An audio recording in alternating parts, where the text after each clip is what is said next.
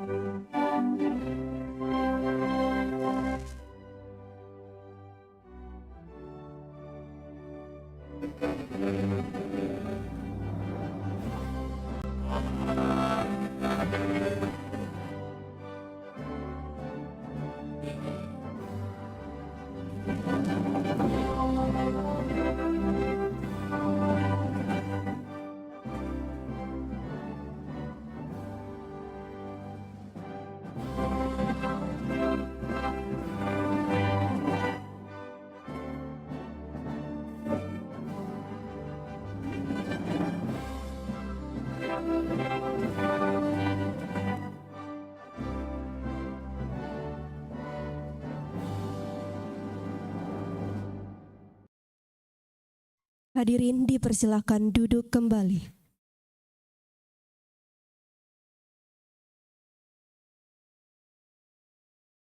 Baiklah Bapak Ibu yang kami hormati dan rekan mahasiswa yang kami banggakan. Agar apa yang menjadi upaya kita hari ini dapat berjalan dengan lancar, marilah kita berdoa bersama. Untuk itu kami mohon kesediaannya kepada Saudara Ki Agus Muhammad Adrian Syauki untuk memimpin doa kita pada pagi hari ini. Kepada Saudara kami persilakan.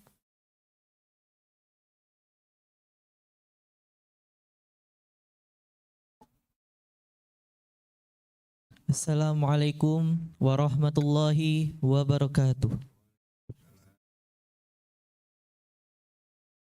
Sebelum kita memulai acara kuliah umum kita pada pagi hari ini, alangkah baiknya kita mengangkat kedua tangan kita untuk berdoa bersama-sama. Pada kesempatan kali ini saya akan memimpin dalam agama Islam, hadiah dan muslim Muhammad Mustafa.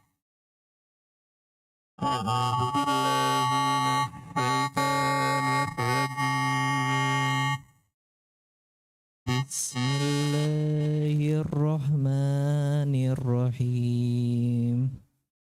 Alhamdulillahi rabbil alamin.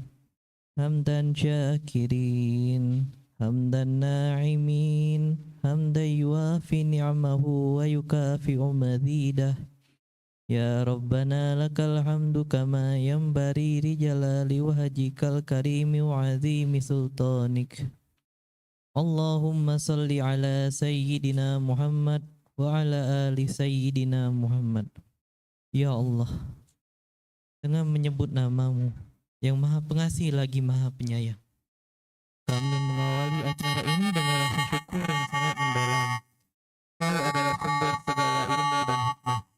Kami memohon kepadamu ya Allah, limpahkan kepada kami ilmu yang bermanfaat, yang membawa keberkahan dalam hidup kami, yang memudahkan langkah kami di dunia dan menjadi bekal di akhirat kelak. Bukakanlah hati dan pikiran kami, terangkanlah jalan kami, agar kami mampu memahami, merenungkan, dan mengamalkan setiap ilmu yang kami terima pada hari ini. Ya Allah, berikanlah kemudahan bagi kami dalam memahami apa-apa yang akan disampaikan oleh pemateri. Berkahilah ilmu yang sudah kami dapatkan hari ini, ya Allah. Jadikanlah ilmu ini sebagai penuntun hidup kami agar semakin mendekatkan kami kepadamu dan menjauhkan kami dari kesesatan. Ya Allah, berkahilah acara ini. Berkahilah pembicara yang telah menyampaikan ilmunya, dan berkahilah para peserta yang hadir di tempat ini. Sesungguhnya Engkau yang Maha Pengasih. Ya Allah, segala puji hanya bagimu yang telah memberikan kami kesempatan untuk menimba ilmu pada acara ini. Segala ilmu yang telah kami peroleh hari ini adalah karunia darimu semata. Jadikanlah ilmu ini bermanfaat bagi kami, keluarga kami, dan masyarakat di sekitar kami.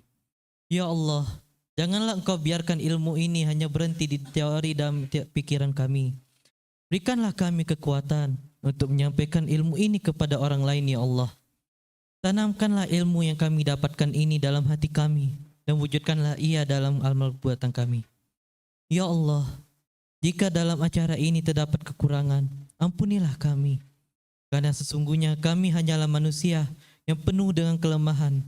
Janganlah Engkau jadikan kekurangan itu penghalang bagi kami untuk meraih kebaikan, keberkahan dari ilmu yang telah Engkau limpahkan ini, ya Allah. Alhamdulillahilladzi bi ni'matihi tatimmu shalihat. Segala puji bagi Allah, dengan nikmatnya segala kebaikan menjadi sempurna. Ya Allah, ampunilah segala kesalahan kami. Berkahilah acara ini dan jadikanlah ilmu yang kami peroleh sebagai cahaya menerangi kehidupan kami di dunia dan di akhirat.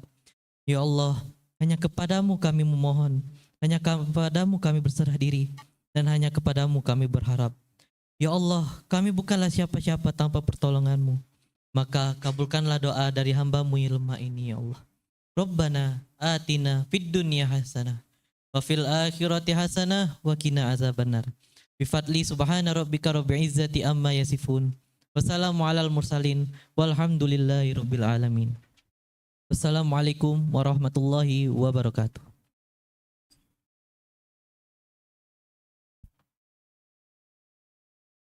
Baiklah Bapak Ibu yang kami hormati dan rekan mahasiswa yang kami banggakan.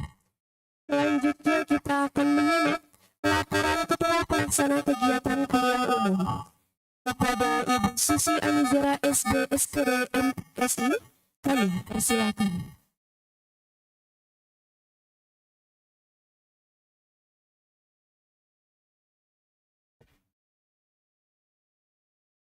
Assalamualaikum warahmatullahi wabarakatuh.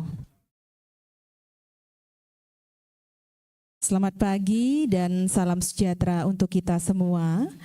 Yang terhormat Dekan Fakultas Keguruan dan Ilmu Pendidikan Universitas Sriwijaya yang dalam hal ini diwakili oleh Ketua Jurusan Pendidikan MIPA, Bapak Dr. Ketang Wiono MPD.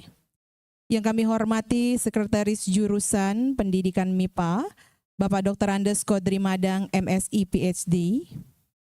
Juga yang kami hormati dan ucapan selamat datang kepada narasumber kuliah umum hari ini, Profesor Madya Dr. Syakira binti Samsudin dari Universitas Pendidikan Sultan Idris Malaysia. Juga yang kami hormati Koordinator Program Studi Pendidikan Biologi, Bapak Dr. Mas Agus Muhammad Tibrani MSI. Dan yang kami hormati Bapak Ibu dosen, alumni, tamu undangan, dan mahasiswa pendidikan biologi yang kami banggakan. Puji dan syukur kita ucapkan kepada Allah Subhanahu wa Ta'ala, Tuhan yang Maha Esa, karena berkat rahmat dan karunia-Nya lah maka pada hari ini kita mendapatkan kesempatan untuk melaksanakan kegiatan kuliah umum program studi Pendidikan Biologi Fakultas Keguruan dan Ilmu Pendidikan Universitas Sriwijaya yang dalam hal ini mengusung tema STEM dalam pembelajaran biologi. Pertama-tama izinkan saya sebagai Ketua Pelaksana untuk menyampaikan bahwa kegiatan kuliah umum ini dihadiri oleh dosen, mahasiswa, dan juga alumni Pendidikan Biologi FKIP Universitas Sriwijaya. Perlu kami informasikan bahwa kegiatan kuliah umum ini diselenggarakan secara hybrid, di mana ada peserta yang mengikuti kegiatan secara luring di Aula Pascasarjana FKIP Universitas Sriwijaya dan sebagian lagi bergabung secara daring melalui aplikasi Zoom. Pemilihan metode hybrid ini kami lakukan untuk memberikan kemudahan kepada peserta khususnya mahasiswa mengingat kampus FKIP Universitas Sriwijaya memiliki dua lokasi kampus yang berbeda yaitu kampus Indralaya dan kampus Palembang. Dan juga melalui hybrid ini dapat memberikan kemudahan akses belajar dengan narasumber kita, yaitu Ibu Profesor Madya Dr. Syakira binti Samsudin dari Universitas Pendidikan Sultan Idris Malaysia. Melalui pendekatan metode hybrid ini kami harapkan seluruh mahasiswa dan peserta dapat mengikuti dengan baik dan mendapatkan pengalaman yang bermakna. Sebagaimana yang kita ketahui bahwa STEM yang merupakan singkatan dari Sains, Teknologi, Engineering, dan Matematik merupakan pendekatan interdisipliner yang bertujuan membekali diri dengan keterampilan yang relevan untuk menghadapi tantangan dunia seperti berpikir kritis, kreativitas, kemampuan pemecahan masalah, dan kolaborasi dalam satu kesatuan yang terintegrasi. Oleh karena itu, dalam kegiatan kuliah umum ini bertujuan untuk mempersiapkan mahasiswa agar mampu berpikir kritis dan memecahkan masalah yang kompleks, serta menciptakan inovasi di bidang pendidikan biologi dengan memanfaatkan teknologi dan konsep ilmiah. Kami berharap dengan pemahaman yang lebih mendalam mengenai STEM dalam pembelajaran biologi dapat mengembangkan metode pembelajaran biologi yang lebih relevan dan aplikatif. Selain itu, saya juga berterima kasih kepada semua pihak yang mendukung terselenggaranya kegiatan kuliah umum ini, mulai dari rekan-rekan dosen, panitia yang telah bekerja keras, hingga narasumber kami ucapkan terima kasih yang telah bersedia meluangkan waktu untuk berbagi ilmu dan pengalaman. Baiklah, mungkin itu saja yang bisa saya sampaikan dalam laporan ini. Semoga acara ini dapat berjalan dengan lancar dan dapat memberikan manfaat bagi kita semua. Terakhir saya tutup dengan pantun. Ada harimau sedang mengaum. Suaranya keras terdengar hebat. Selamat mengikuti kuliah umum, semoga menambah ilmu yang bermanfaat. Terakhir burung irian, burung cendrawasih. Cukup sekian dan terima kasih. Wassalamualaikum warahmatullahi wabarakatuh.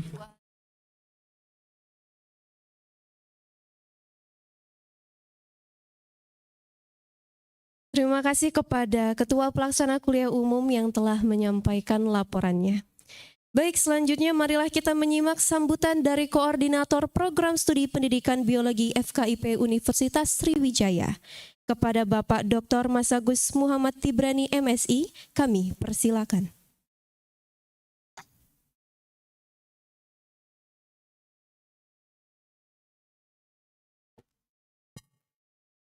Assalamualaikum warahmatullahi wabarakatuh.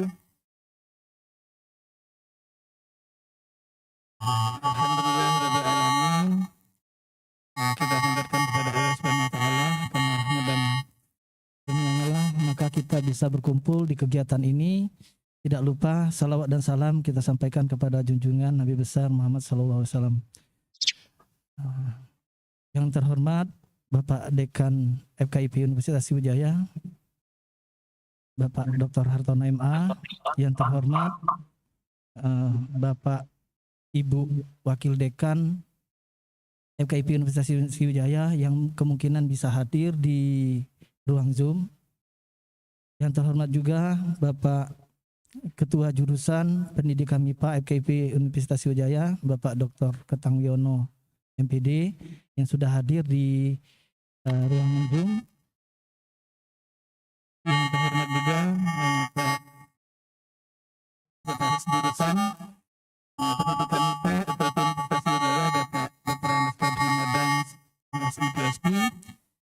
Yang kami hormati juga Bapak Ibu Koprodi yang kami undang.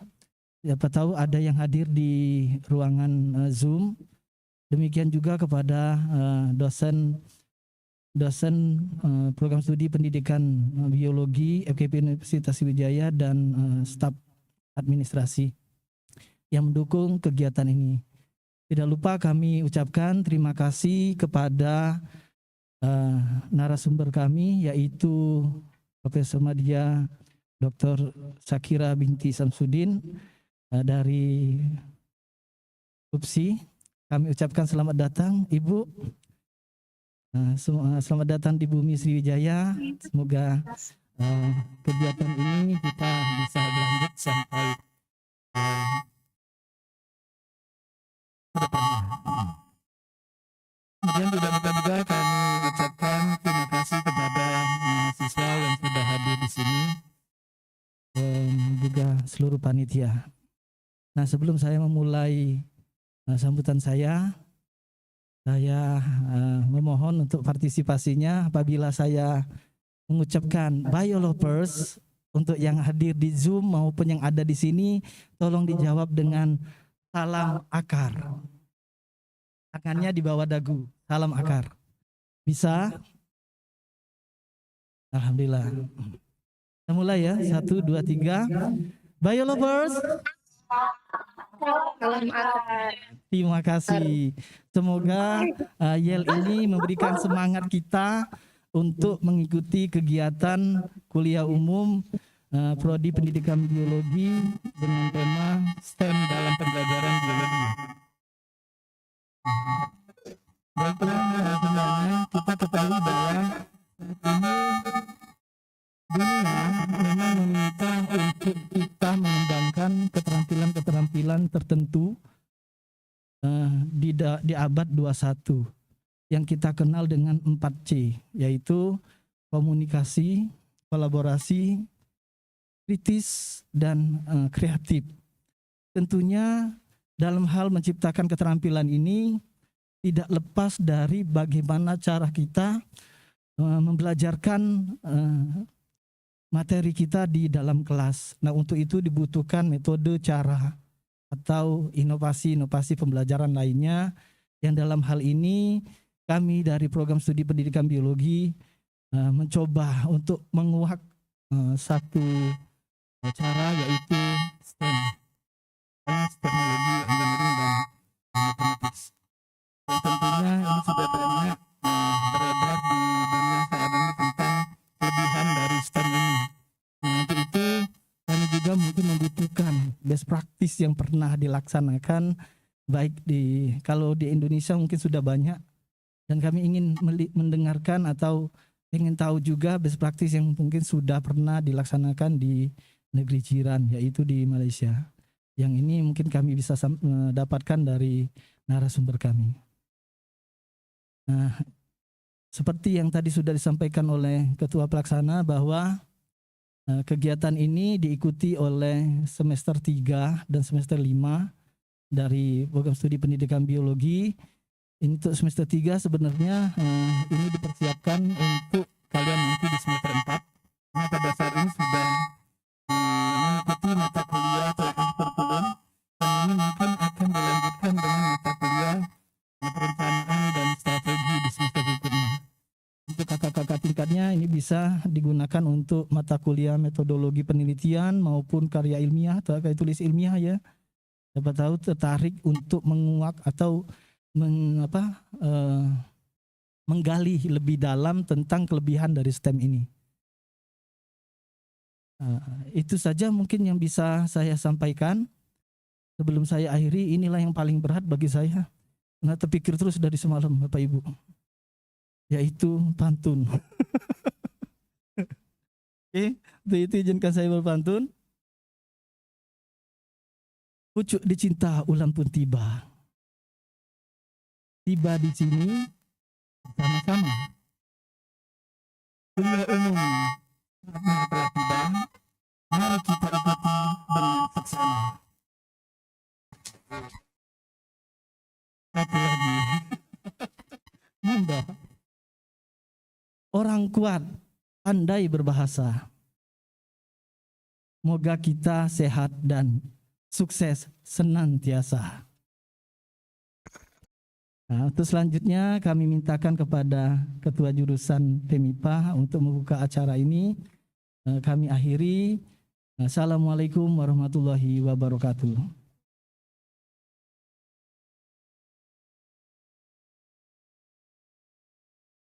Terima kasih kepada Koordinator Program Studi Pendidikan Biologi yang telah memberikan kata sambutannya.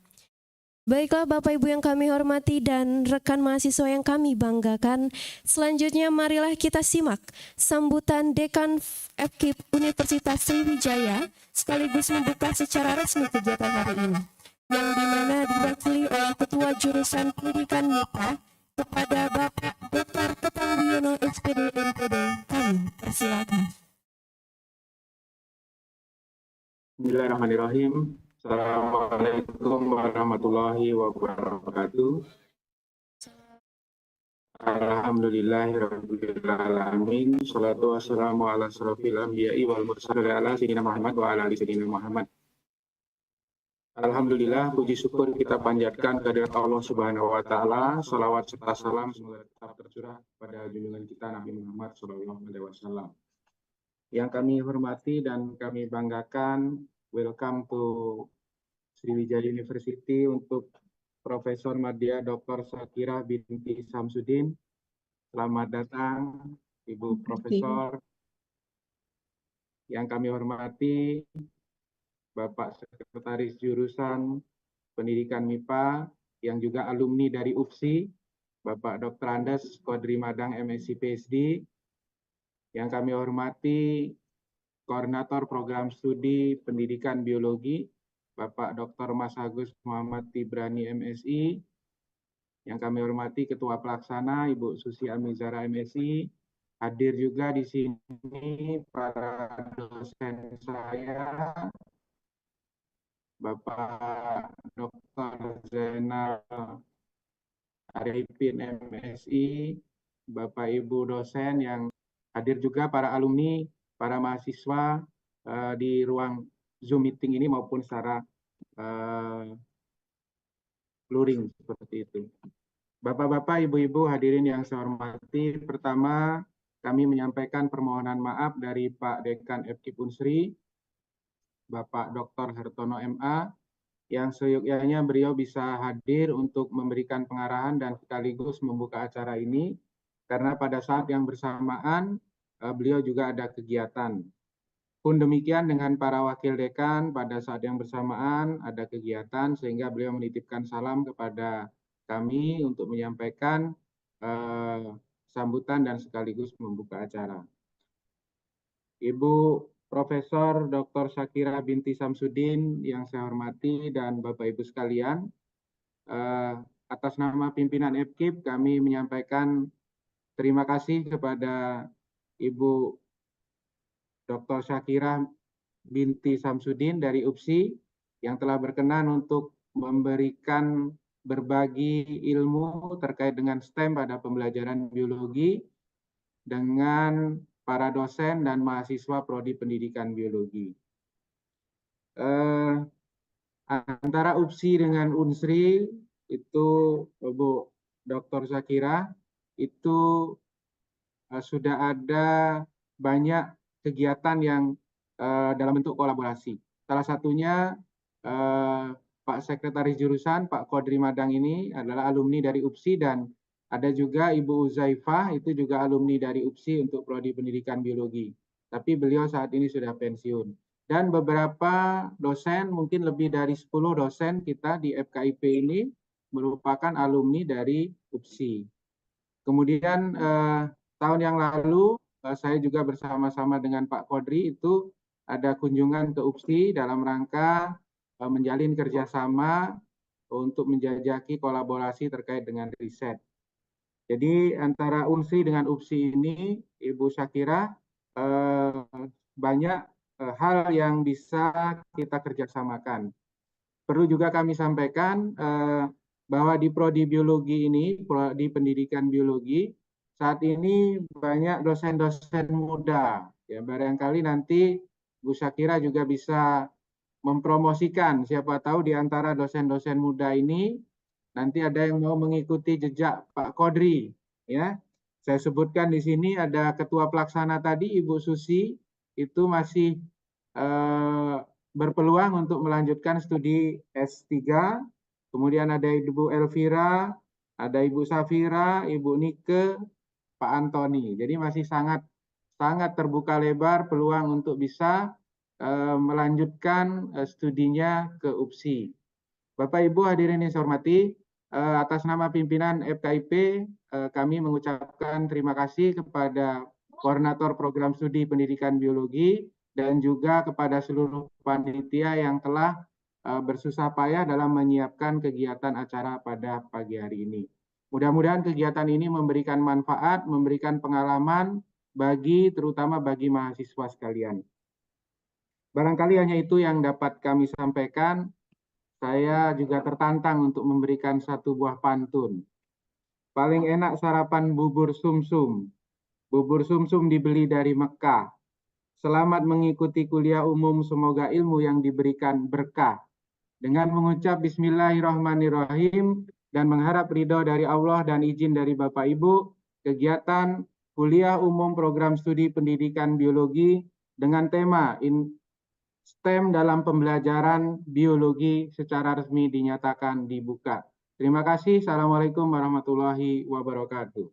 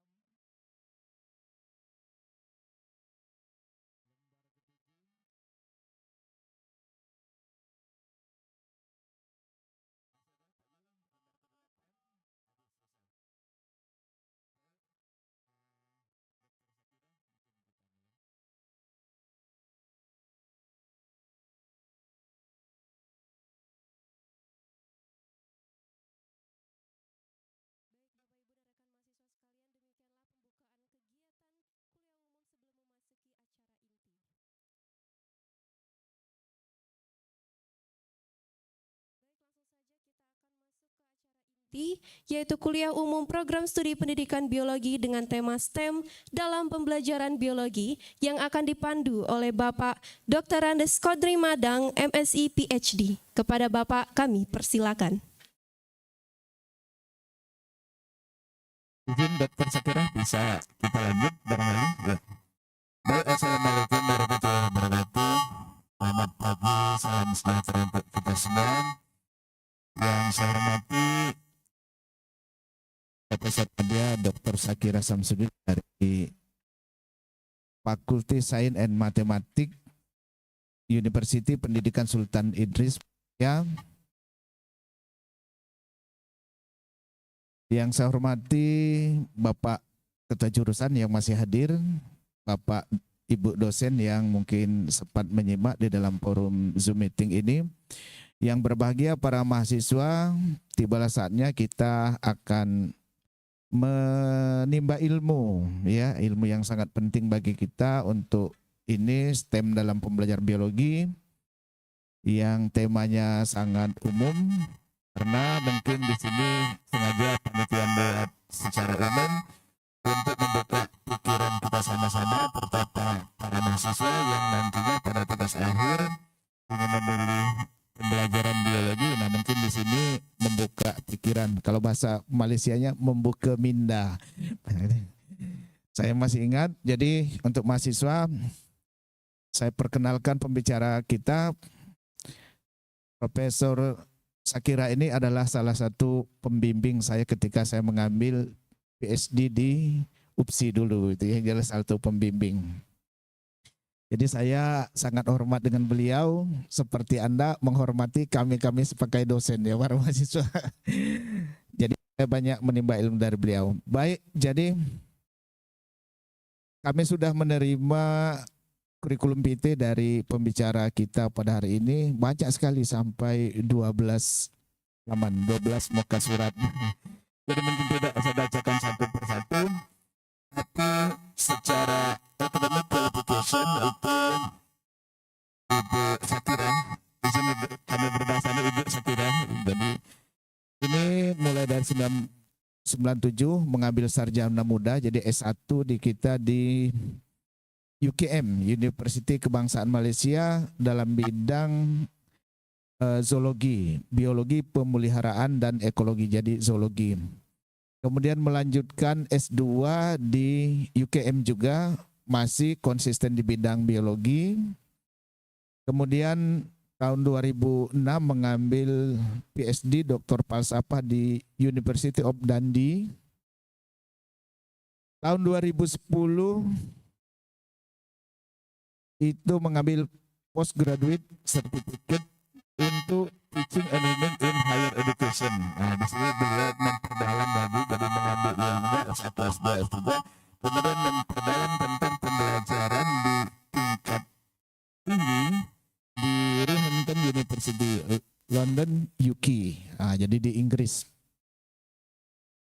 Nah, di sini saya tidak membicarakan satu persatu riset beliau, banyak sekali, terdaftar sampai 32 riset, baik dalam ilmu biologi maupun dalam pembelajaran biologi. Ini banyak sekali itu ya, tidak dibacakan satu persatu. Riset yang hebat-hebat dengan pendanaan baik dari UPSI maupun dari Kementerian Pengajaran Tinggi. Publikasi beliau juga banyak sekali. Saya lihat di sini Scopus lebih dari banyak sekali ya. Scopus yang di bidang biologi beliau nanti ada beberapa ini tentang pengajaran, kurikulum dan sebagainya itu ya.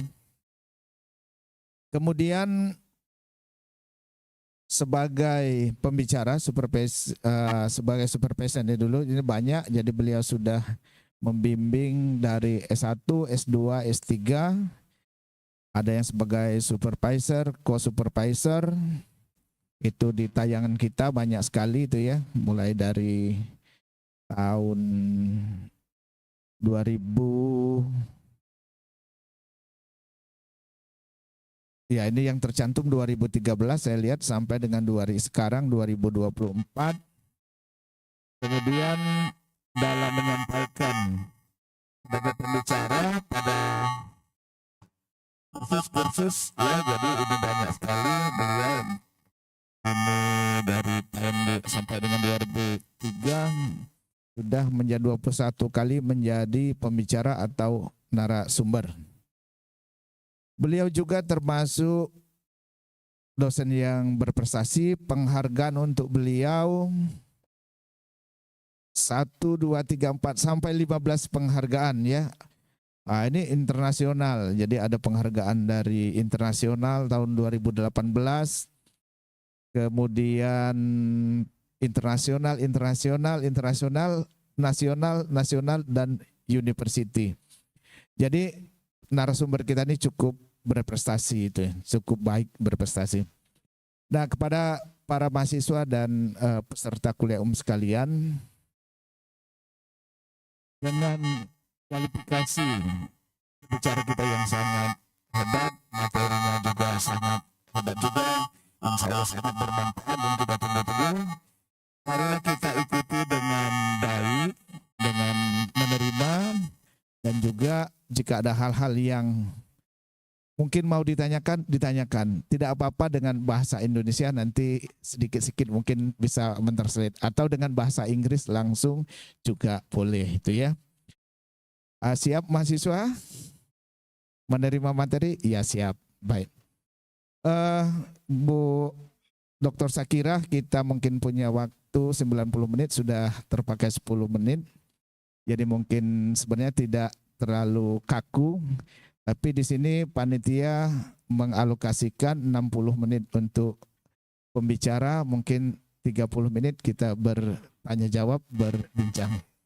Mungkin tidak banyak lagi yang bisa sampaikan, nanti mungkin saya sebagai moderator dibantu oleh Bu Elvira, izin Dr. Sakura, nanti beberapa jeda waktu saya ada dipanggil Pak Ganda dari Universitas juga di hal pengurusan sekolah, jadi mungkin ada di tengah-tengah ketika Dr. Sakira saya menghilang sekejap ya, mohon izin.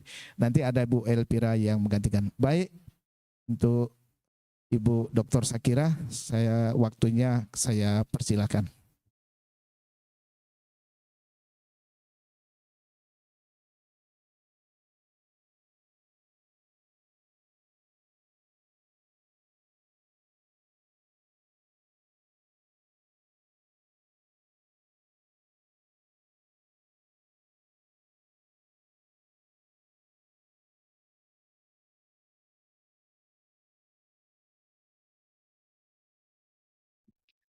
Bismillahirrahmanirrahim. Assalamualaikum warahmatullahi wabarakatuh.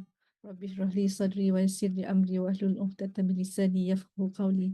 Terima kasih yang berusaha Bapak Dr. Qadri, yang saya hormati Bapak Dr. Ketang yang mewakili Bapak Dekan Dr. Hartono. Sampaikan salam saya kepada Dr. Hartono, seterusnya kepada Deputy Deans, Head of Departments, ibu-ibu dan bapa-bapa dosen, siswa dan siswi, pasca siswazah dan juga siswazah sekalian.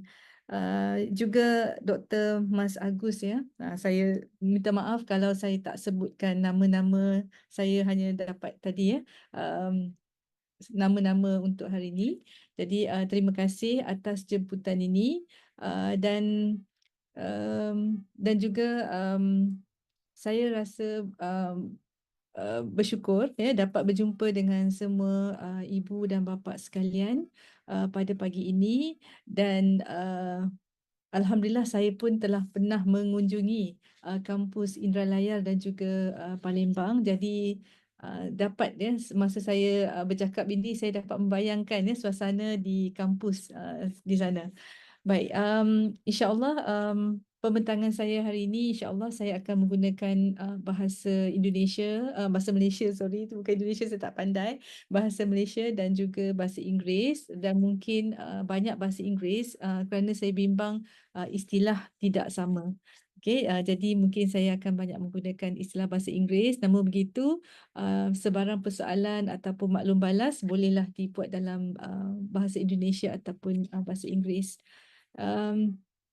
So thank you very much, Dr. Qadri, for introducing myself just now. And actually, based on my background of studies, actually I have been trained as a scientist, as a conservation biologist, and last 3 days I was in the Malaysian national state park, satu kawasan pedalaman yang saya berjumpa dengan penduduk asli di sini, indigenous people, kita panggil orang asli, di mana saya mengunjungi sekolah di sana juga dan melihat keperluan-keperluan anak-anak di sana, dan mungkin insya-Allah semasa berkongsi nanti ada sedikit yang saya akan kongsikan, cuma saya tidak sertakan gambar-gambar di sinilah. Right. Right, so inshallah, today we will be discussing or focusing our discussion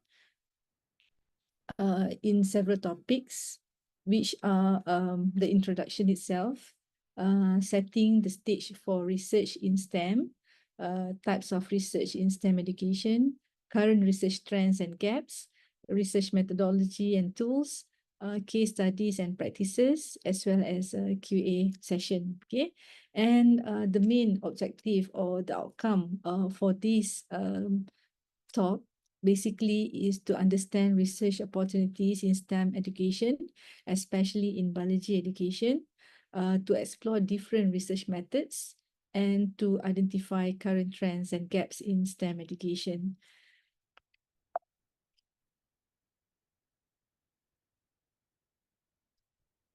Okay, as the introduction, just now Dr. Qadri has already introduced me about my research, but actually that is our formal CV from the university.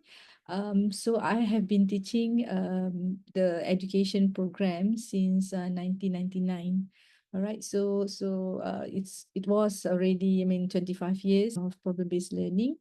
But now I'm more focusing on the service learning. I also involve with teacher development, meaning that the teachers in the schools where I have involved with STEM education training with them as well. And I have several collaboration with agencies. For example, in Perak, we have Jabatan Agama Islam Perak for the education sector, where I have collaborated with them and give training and also some consultation regarding the STEM education. And also I have involved in research in STEM education, especially biology, as what have been shown in the screen just now. And based on my research and also my consultation, I have produced several intellectual properties related to science or biology education. And also I have received some awards. And the latest award that I received was last year. It is for teaching science, yeah, for teaching science award. So that is the university award. Okay, and only one recipient for each year. All right. So little bit, yeah, of my STEM education research. The one in the blue box, yeah, in the blue box here is my recent research, still ongoing, but the others are already finished or completed. Okay, so for now, for the first three, actually, this research is what we call as impact research, where the result from this research is being used for our own school. We call it as Bitara School in Malaysia, in UPSI. So I was given the responsibility to develop the system, okay, for the curriculum assessment, as well as this one is for the development of a assessment, then the system, and one is for the curriculum development of science, integrate with health education, and also another one is visual arts. So three subjects integrate together, and this is what we call as numeric curriculum. Okay, and also this one, the fourth is one research where I have collaborated with University Malaysia Terengganu, and the funder is from the ministry itself. All right, so these are some research involvement at the moment. And at the same time, I'm now the coordinator of our new program called as Master in Education, Master in Science Education, where we will start offering the program in March next year. And this program actually offers a new approach of curriculum, where we have designed it in terms of module, okay, in a module form, and also we have considered the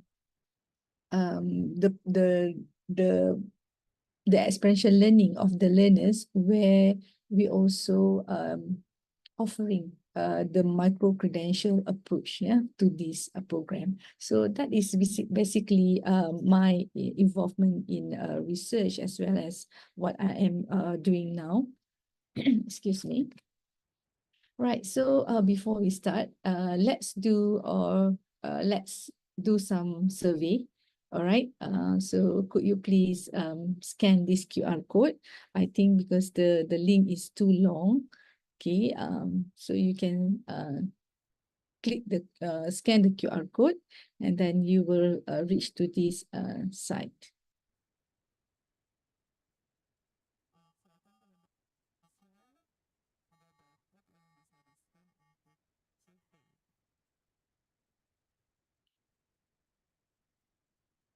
Right, let me check, just wait.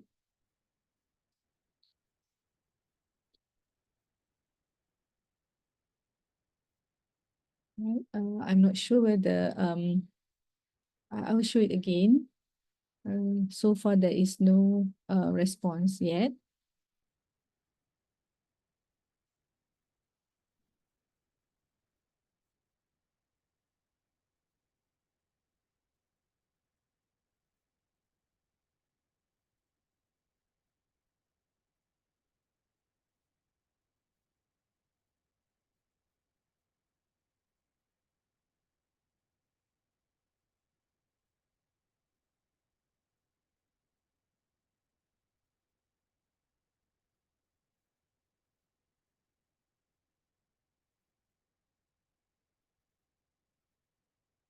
Okay. All the participants, you can, especially the students, you can scan the QR code.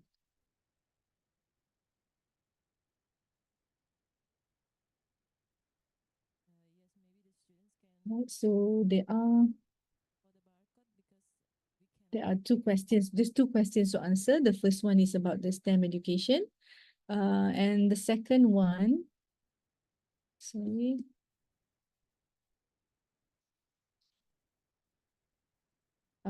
Okay, I've seen 7 votes now. So you can then STEM education, that's all. But the rest later you can write, or you can do the STEM education preference. Others you just leave it, okay? Just answer the first 3 questions. So thank you for those who already answered or vote, okay? So understand the meaning of STEM.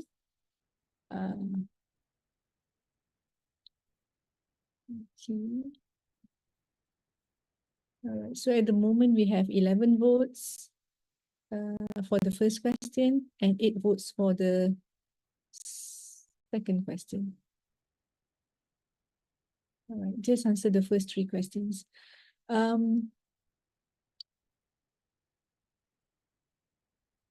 Okay, I still, okay, maybe I can give you another 30 seconds. All right. So still 15 votes so far.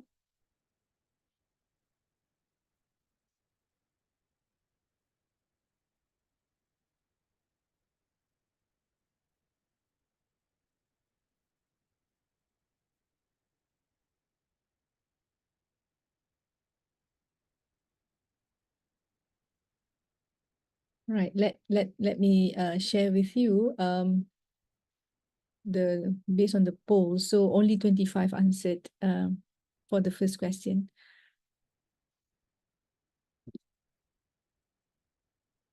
Oops.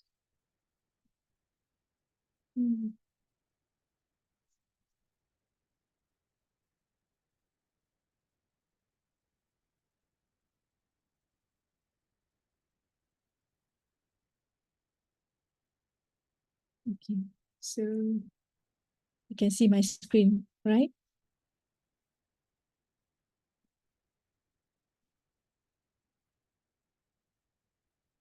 So based on this, I understand the meaning of STEM.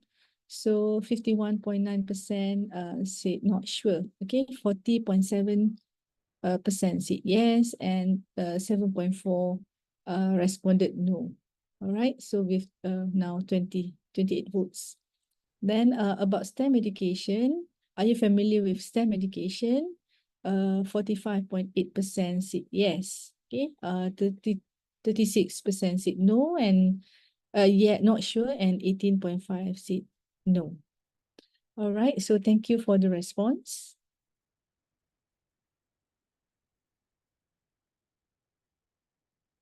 All right, and one question about what excites you the most about STEM education: science, technology, engineering, and mathematics. All right, so some have technology, science, and technology, science, mostly science and technology. Science have more, yeah, more saying science. All right, thank you for your response. All right, we'll come back to the Padlet later on. Okay, still you can vote. So please do not leave the site, because we will come again to that site. Thank you. Right, so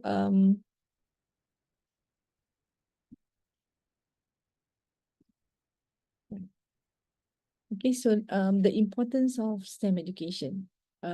So again, since I keep changing my view, all right. So do you now can see the full slide of my presentation?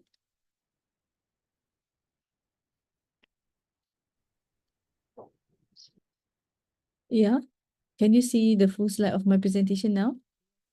Because I keep switching. All right. Okay, so so since just now, based on the question, let's see, or how can we see the importance of STEM education?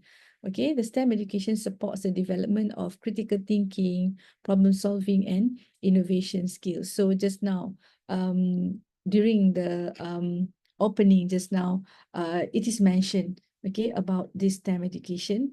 So yes, it is very important for us to develop the critical thinking among the students. And as we also now see that in our challenging world, it is very important to have this problem solving skill, yeah, because the content or the knowledge of each STEM components itself is not enough. So how we can integrate all the components of STEM, okay, in solving the problem in integrative way, okay. And the last one is about the innovation skill. And the STEM also contributes to the global challenges. Okay, for example, the climate change. For now, as you can see, the issues of the raising of sea water level, yeah, kenaikan paras air laut. Yeah. So it does not just involve science, okay, but this involve mathematics as well as technology on how can we overcome, and as well as the aspect of engineering, okay. Same goes to the digital economy. As we know, it is just economy, but it is related to STEM as well. How this digital economy has influenced the science or the mathematics itself. And the third importance is the research in STEM education can make a difference. That is very important because through STEM education, these differences or the gap or the issues can be overcome. Okay, hopefully through the STEM education, whether it is from a component of science, for example, biology education, a lot more issues can be solved. All right, so let's watch this video. I hope that you can hear this video clearly.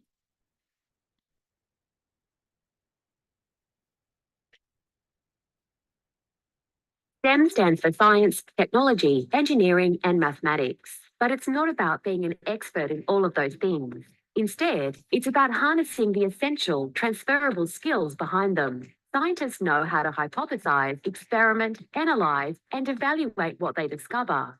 Technology can make our lives better. Designers of all sorts work together to make everyday tasks more effective and more fun. Engineers don't just wear hard hats. They are problem solvers that work on some of the world's biggest challenges, like creating bionic limbs for people with disabilities or exploring outer space. Mathematics teaches us how to quantify data and how physics rules the world around us. With mathematics, we can implement change and minimize error. You won't have to master all of these skills either. Teamwork is an essential STEM skill. Take the search for new energy sources, for example. Geologists and geophysicists search for gas deposits. Engineers help to design and run platforms and processing plants. Construction teams work to build essential infrastructure under the supervision of project managers, and environmental scientists work with everyone every step of the way.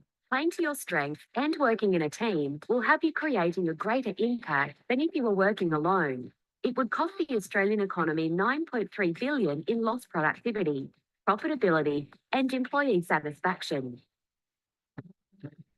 STEM skills are useful to almost every career. 75% of today's fastest growing careers require STEM skills, and 82% of today's employees say they value STEM skills even if they're not required for the job. STEM skills can even unlock your potential to earn a higher salary or become more employable. You don't have to earn a university degree in STEM to be successful either. There are plenty of courses to get you started in STEM. But we don't have enough STEM graduates to meet demand. Numbers show the demand for STEM careers has grown 79% since 1990, but enrolments in STEM degrees are at an all-time low compared to the last 20 years. And despite the job opportunities, just 16% of STEM professionals are women.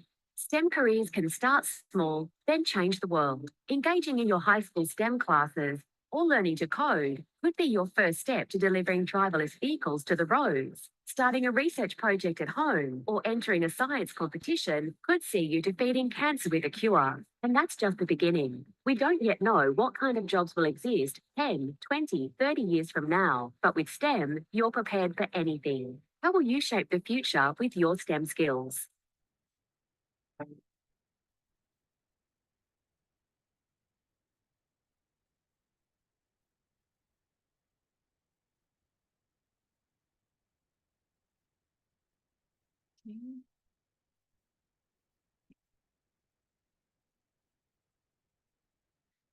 Okay, so based on the video just now, we have already seen what is STEM and why it is very important. Yeah, and also some challenges as well as the gap in STEM education.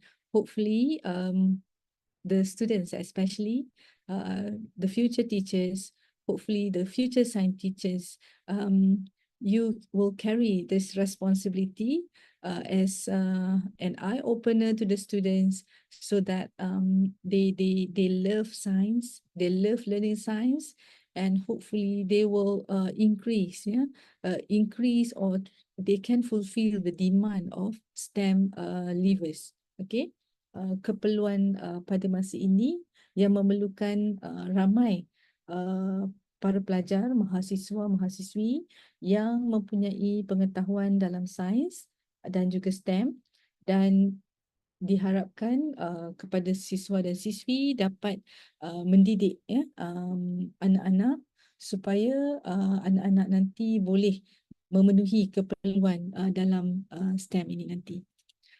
Right.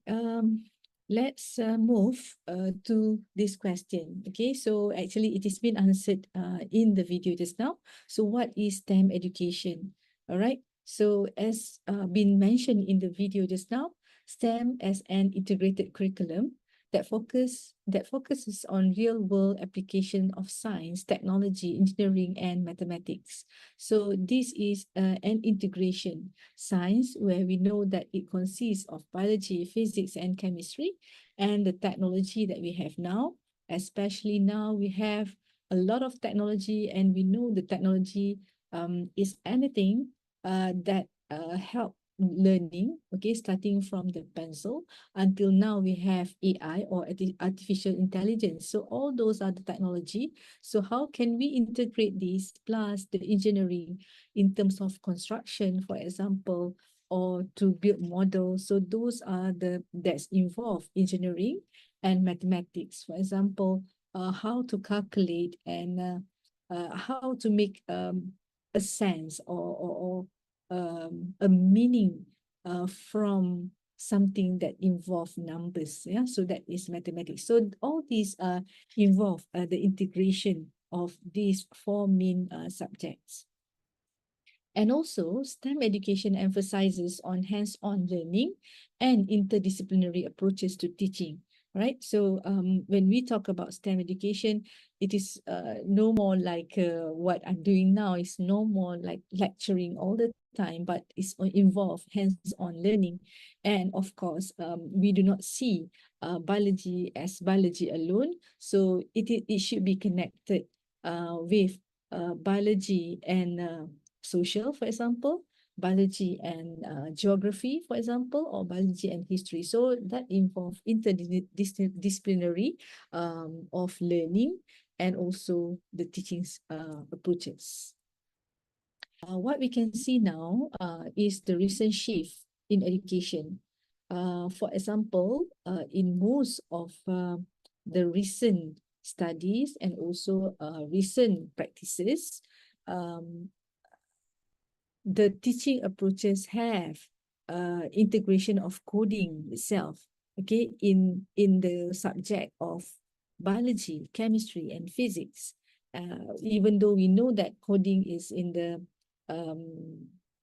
IT, information technology, but now the integration of coding has already been implemented in biology. For example, when we want to have experiment, develop experiment tool for the students where we involve coding, for example. All right, so for the example is one example that I can give you, like what one of my students have done is they use coding and involve a model where that models represents photosynthesis and how this coding actually code the numbers of bits going down as electron, and how this can later contribute to the generation of energy, for example. Of course, robotics is involved now a lot, robotics, especially in engineering, and also the computational thinking. The computational thinking is not just in computer alone, but in biology, physics, chemistry, also it needs computational thinking, right? Typo error, the use of flipped classrooms and other approaches of learning and collaborative projects in STEM learning environments. So it is very important, the trends now, that we are not just having a class, we give lecture and it finished, but we need maybe 30 minutes to have lecture, and maybe then the class will flip.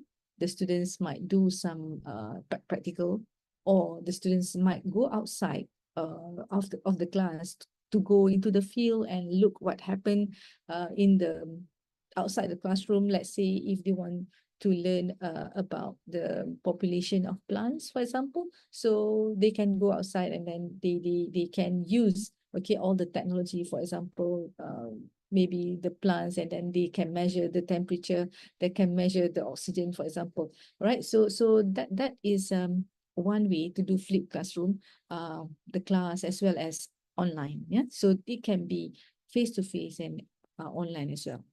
And also other approaches of learning, as we know now that not just flipped, we can have active learning among the students. So there are a lot of active learning approaches. For example, when the students, we want the students to do the presentation, they can do like 1 state, 3 straight, or they can have mastery learning and so on. Plus, when we have this STEM approach, it is very important that in the approach there is a project. There is project, and these projects involve collaboration, and sometimes it's involved interdisciplinary. Maybe the science teacher or biology teacher can sit together with the mathematics teacher or the geography teacher, so that the students can come up with a project that will help in solving the problem that the students has already chosen. Excuse me. The challenges and opportunities in STEM. So it is maybe today, even though we are talking about the budget education, but we can see this as a STEM as a whole. So the challenges is the unequal access to STEM resources. So this is what we can see. So when we say challenges, meaning that there is opportunity to do research. When we see challenges, there will be opportunities to do research. So unequal access to STEM resources.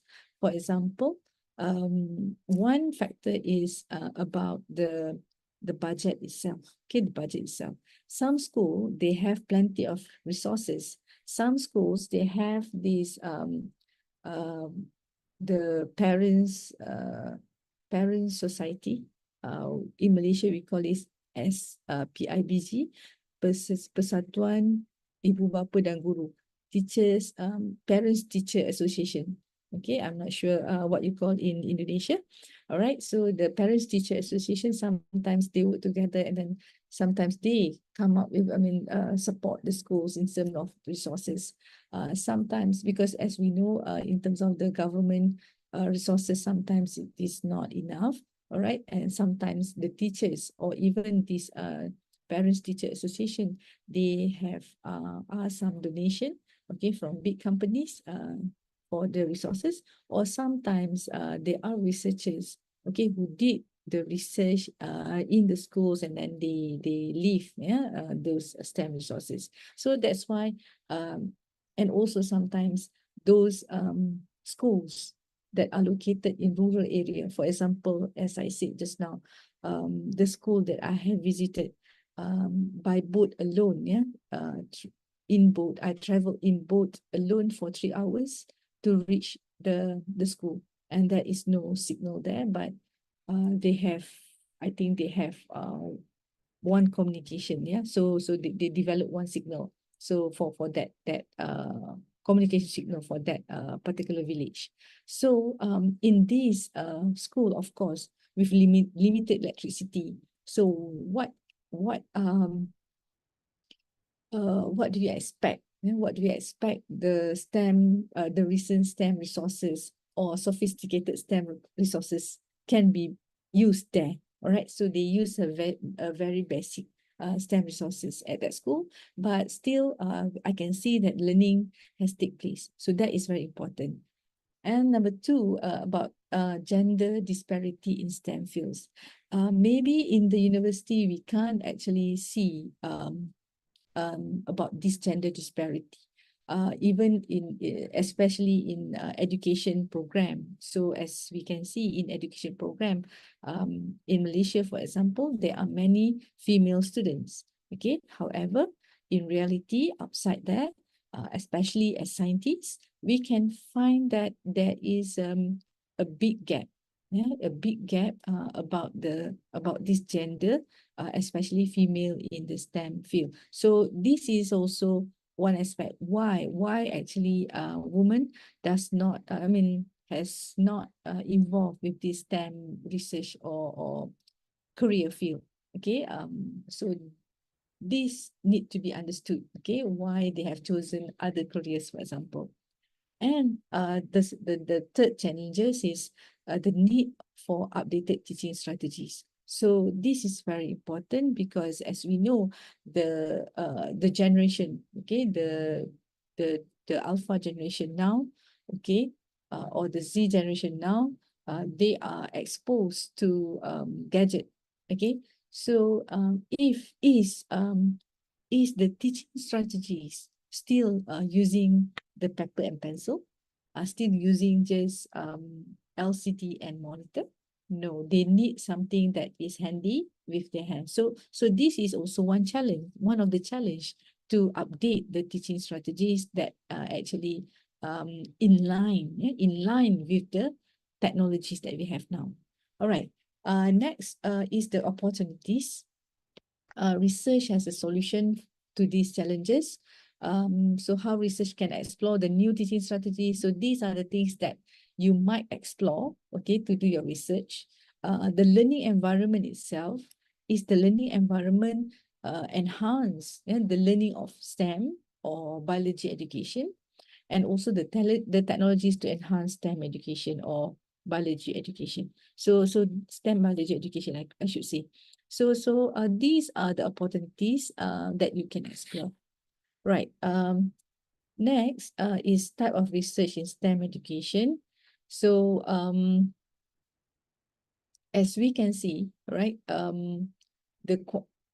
basically this is the fundamental, and I think the students are also been exposed, okay, about this types of research that you can do. Okay, the first one is the quantitative methods. All right, so for example, you can do surveys, you can do assessments, or you can do experimental studies. So for example, you have came out with a methods, okay, and you can experiment it in this to the students. I still remember that one of the method used by Dr. Quadri last time when he did his PhD. He did these experimental studies. Yeah. So measure variables. Okay. So through these methods, you can measure several aspects. Okay, not all aspects you can measure using quantitative. For example, the student performance, the technology adoption, the learning outcomes. Okay, so these you can opt, okay, or you can choose the quantitative methods. All right, so what are the example? Okay, the example you can use, okay, to do these quantitative methods. For example, testing the effectiveness of a new teaching tool. Okay, for example, you have understanding, you have understood the problem. The issue in research is when we want to do any research, it is very important for us to understand the issue, or we call it as problem statement. Okay, we need to have to identify the problem. All right, so once we understand and we can identify the problem, then only we can further explore, okay, in terms of the objective of the research, and then the research question, then only we can decide on the approach or type or design of our research. Okay, so maybe based on the problem that you have already chosen, that you have interest in, you end up, or you have chosen to develop a new teaching tool, for example. So your question is this new teaching tool is effective? All right, so for this, you can conduct the quantitative research. Yeah, for example, what is the teaching tool that you have developed? For example, the educational apps for biology. All right, so you can do this as experiment where you can do the pre and post tests, right? Next is the qualitative research. Yeah, so qualitative research. So not all information you can obtain from quantitative research. Okay, because quantitative involves what is predetermined. Okay, what is predetermined from the respondents, meaning that the respondents only answer what is being prepared for them. For example, about their perceptions, all right? What is being prepared for them. However, for qualitative, you want to know further, okay, why they have chosen, why they have that perception, why they do that activity, why they what caused them to do some specific action, for example. So you want to know further, and you want to understand deeper. All right, so you have to do the qualitative methods. Okay, so for example, you conduct interviews, you could do the focus group research, okay, or discussion, also case study. Okay, these qualitative methods, as I said just now, help the researchers to understand students' experience, attitudes, and behaviors, yeah, in STEM classroom. One of the example, for example, the student-teacher interaction during a STEM project, or understanding students' motivation in biology topics. So this is one example. And I have one research, yeah, it was listed in my previous research just now. That research is actually one niche research where it's involved a lot of amount actually, and it is a grounded research. Grounded research meaning that a research that a lot of, we have to come up with a research that from a root, yeah, to solve the issue. All right, where we have applied, yeah, these qualitative methods. We have done this focus group discussion to understand the issue actually, because we do not know what caused the issue. So we have this focus group discussion where we have interviewed, yeah, we have in this focus group discussion, we call together all the national expertise in education, Okay, some of them like involved as a lecturer, some of them the renowned researcher in education. We call them together and we ask them, okay, those questions that will help us to understand, okay, the issue. Okay, after understanding the issue, then only we can develop the methods. Yeah, we can develop the methods. So that is an example also of the qualitative research. Okay, next is the mixed methods research. Okay, so from the word mixed method, we know that it is mixed. Yeah, so meaning that the students apply both quantitative and qualitative approach. Yeah, so this can provide a fuller understanding of STEM education issues. So meaning that the data from the quantitative, it is supported with the qualitative approach as well. Okay, for example, combining survey data, which is quantitative, with classroom observation, which is qualitative, okay, to study the impact of a new teaching strategy in biology topic. Okay, so this is an example of mixed methods research. Right. So let's see the current research trends and gaps. Okay, so basically just now the research. Okay, before we go to the research trends and gaps, okay, let's answer the next question in the Padlet. Okay. All right. So you can answer the questions. Okay. Okay. All right. So now the interest. What areas of STEM, biology, education are you most interested in?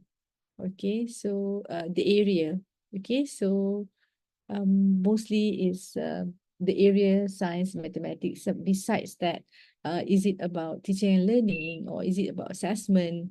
Okay, so yeah, maybe this one, maybe my question is also not clear enough because this one is about this what excites you. Understood, because most of you are biology future teachers, so most of you will answer science, yeah, but maybe you can specify what interests you. Okay, all right, whether it is about teaching and learning, is it about developing tools, is it about assessment? Okay, so my next question, experience as a research respondents.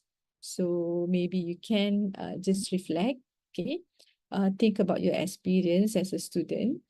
Maybe there is a researcher who came into your classroom. Then the researcher want you and also your friends to be part of their study, okay, or being the respondents for the experiment that they have done. Okay, so all right, so the gentle ostrich here answered that yes, it's about biology concept, or clever peacock said no. All right, sure, especially about plants and animals. So meaning that you have involved. So how about others? Do you have other experience as the research respondents? So please, you can write it here. So for now, we have received three comments. Maybe I show it again, my the QR code. Maybe, yeah, again, this is the QR code.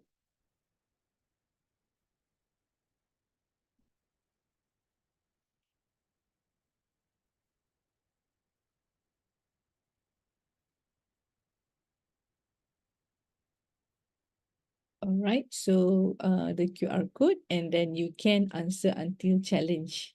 Okay, until challenge.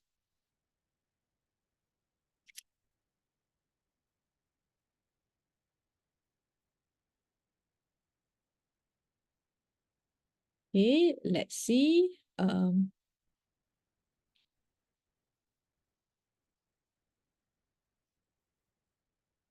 right. No comment yet. So you can write in Bahasa Indonesia if you want to. It is not necessary that you use English. Yeah, it's not necessary, but I hope if I do understand, I can ask you. Sometimes maybe the terms is different. All right. Yeah. So focus. Maybe you can focus on this experience as research respondents.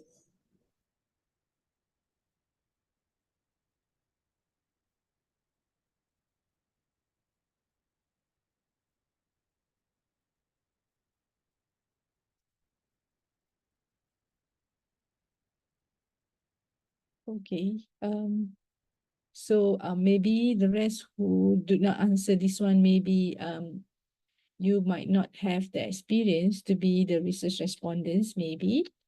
All right, about the challenges. So what do you think is the biggest challenge in STEM education today? Okay, is it access to technology, gender disparity, or something else? So most saying that technology. All right, so most of you said technology, but only 12 has given their feedback. So hopefully others can add more. So we have developing tools and instrument. Yeah. All right. So gender disparity. Any more? So yeah, actually it is your choice to have your name here, or you just have anonymous as what has been the AI will give you some names. Yeah, so it's up to you. Also perception about gender, especially technology, is more mainly and dominated by men, and women did not have space, right? So that is also one challenge. Yeah. Any more?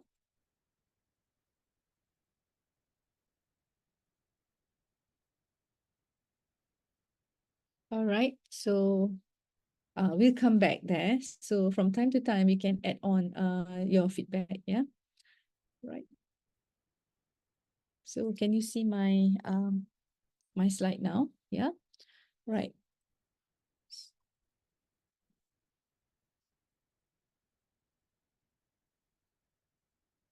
Right, the current research trends and gaps, right? So one of it, as you mentioned just now, is the technology. So the recent trend is about using the digital learning tools. Okay, using the digital learning tools.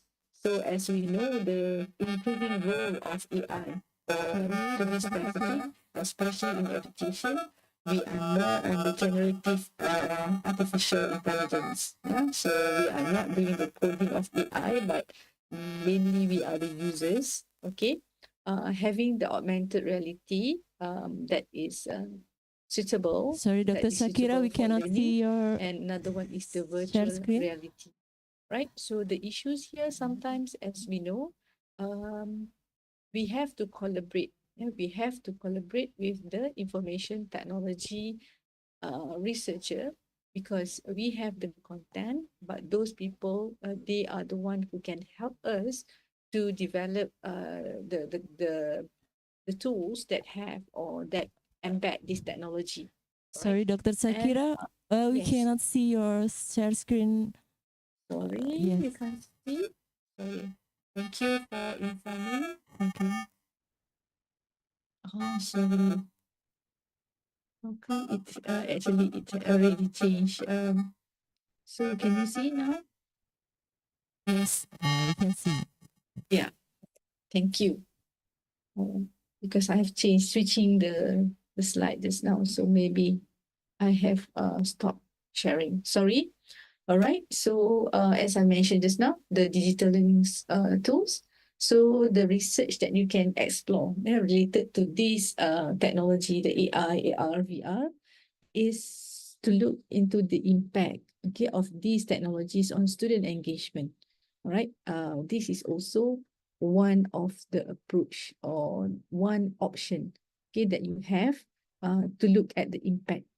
Okay, the learning outcomes. Okay, the impact on the learning outcomes when use technology. Is the learning outcomes attained?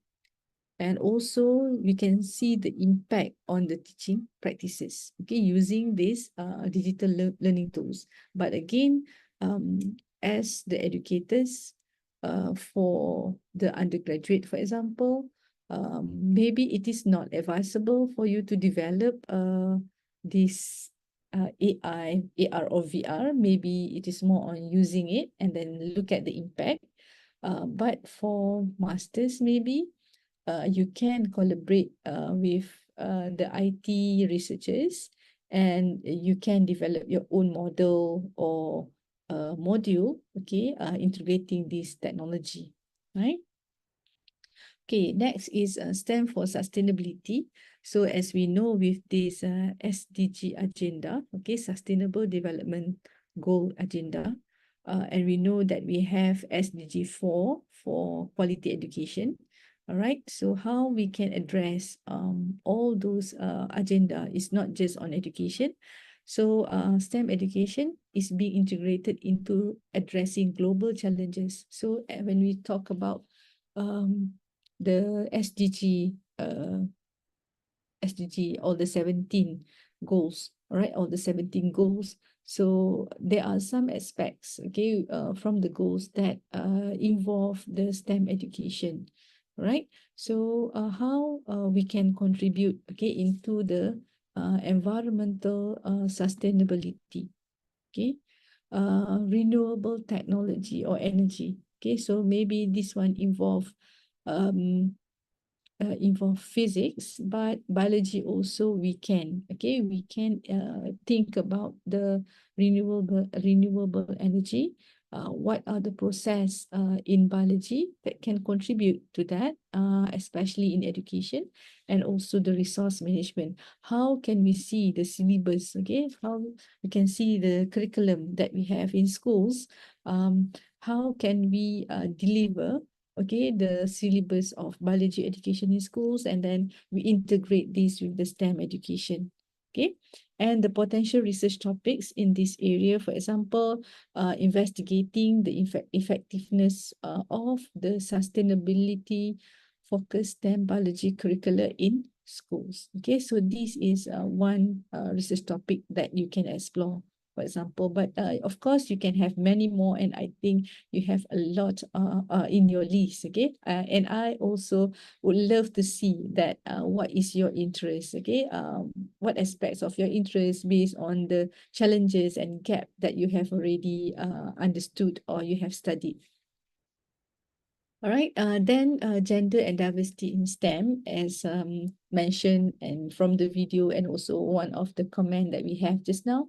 So we can see that there is underrepresentation of women and minority groups in STEM field. So that is also one issue, as I have said just now, that for example, when I went to this Royal Balloon, we call it as Royal Balloon in Malaysia. So you can search Royal is ROYAL and Balloon BELUM.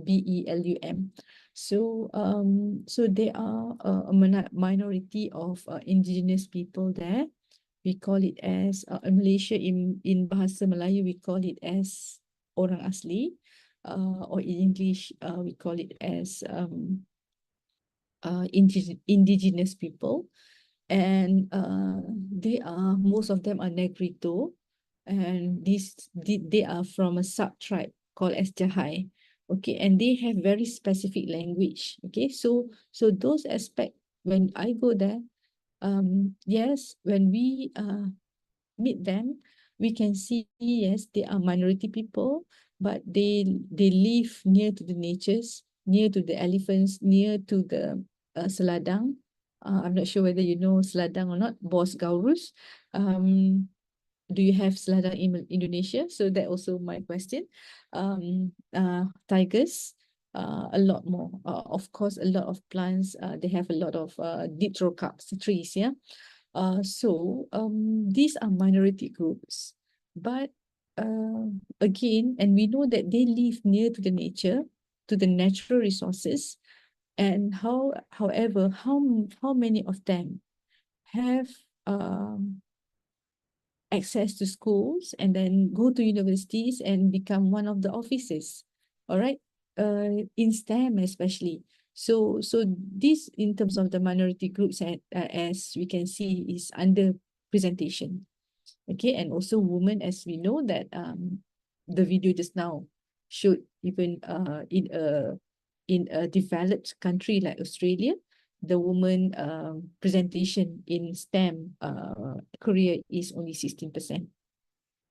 And the research opportunities that focus in this is, for example, to create inclusive STEM programs that encourage diverse students' participation, studying how gender stereotypes impact student interest in STEM subjects, or maybe analyzing the effectiveness of initiative aimed at increasing diversity. So when we talk about diversity, so it's involved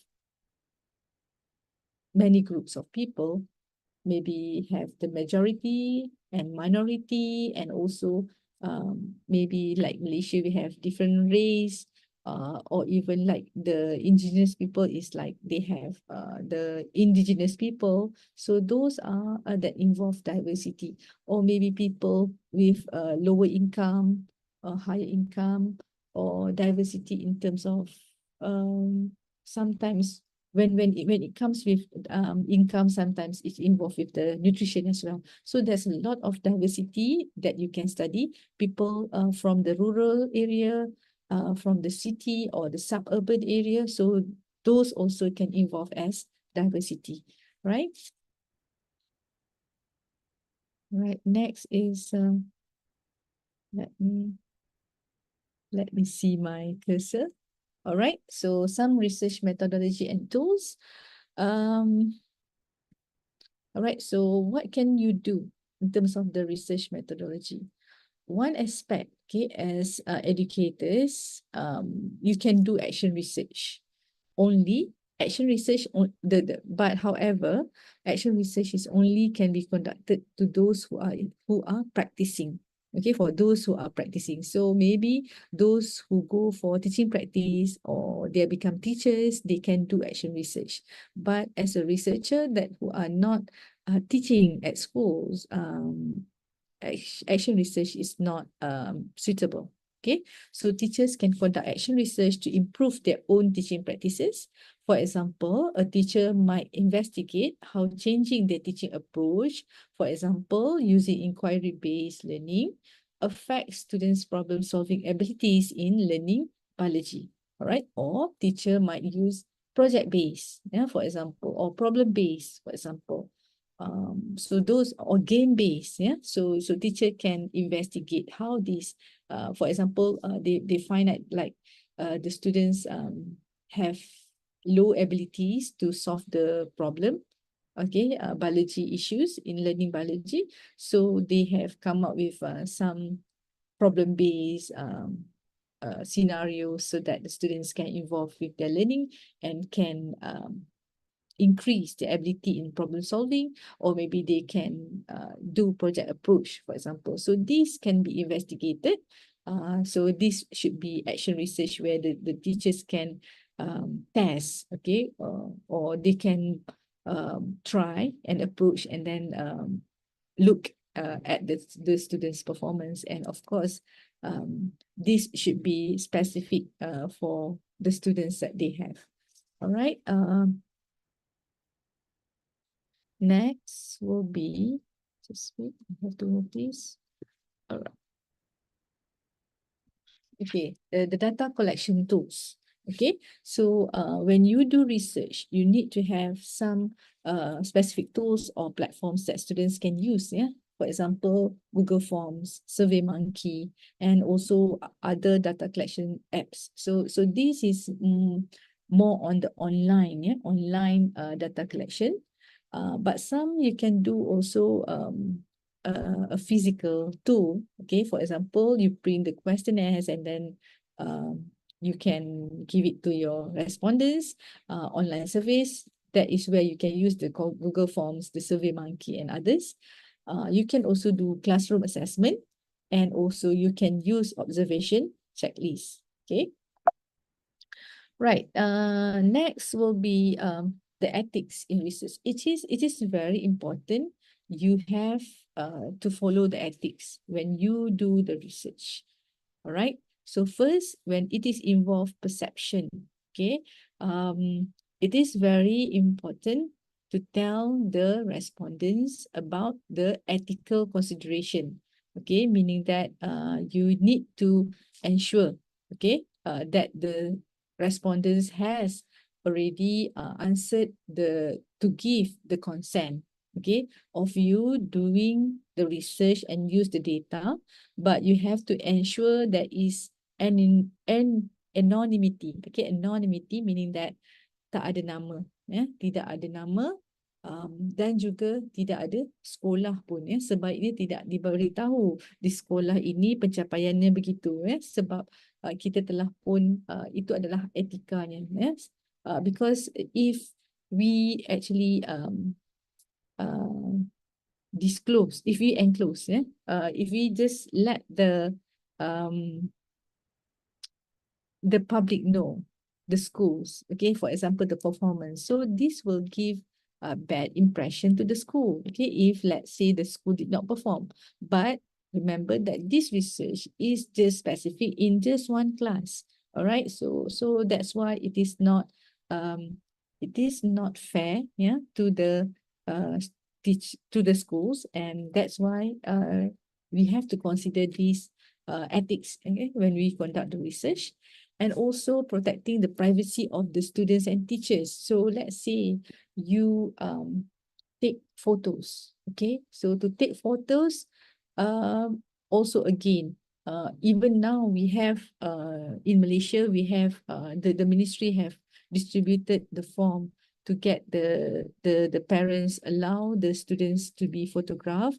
But again, we need to know where to take the photograph. Is it suitable? So could we actually show their faces, for example? So those are things that we have to consider, okay, and this we consider as the ethics in research, and the challenges, ethical challenges when we do the classroom-based research. Normally in classroom-based research, we take photos, we take videos, we take the audios as well. So the ethical challenges, meaning that here we have to be, always concerned, okay, about how are we going to report and share the findings. Right, next,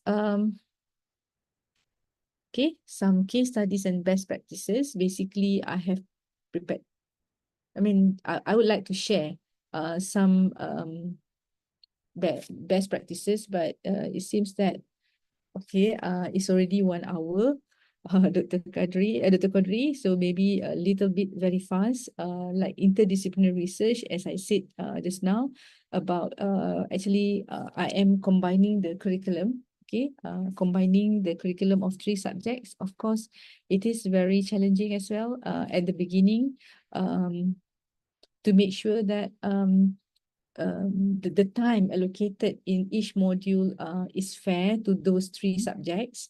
And I have conducted this as a research design.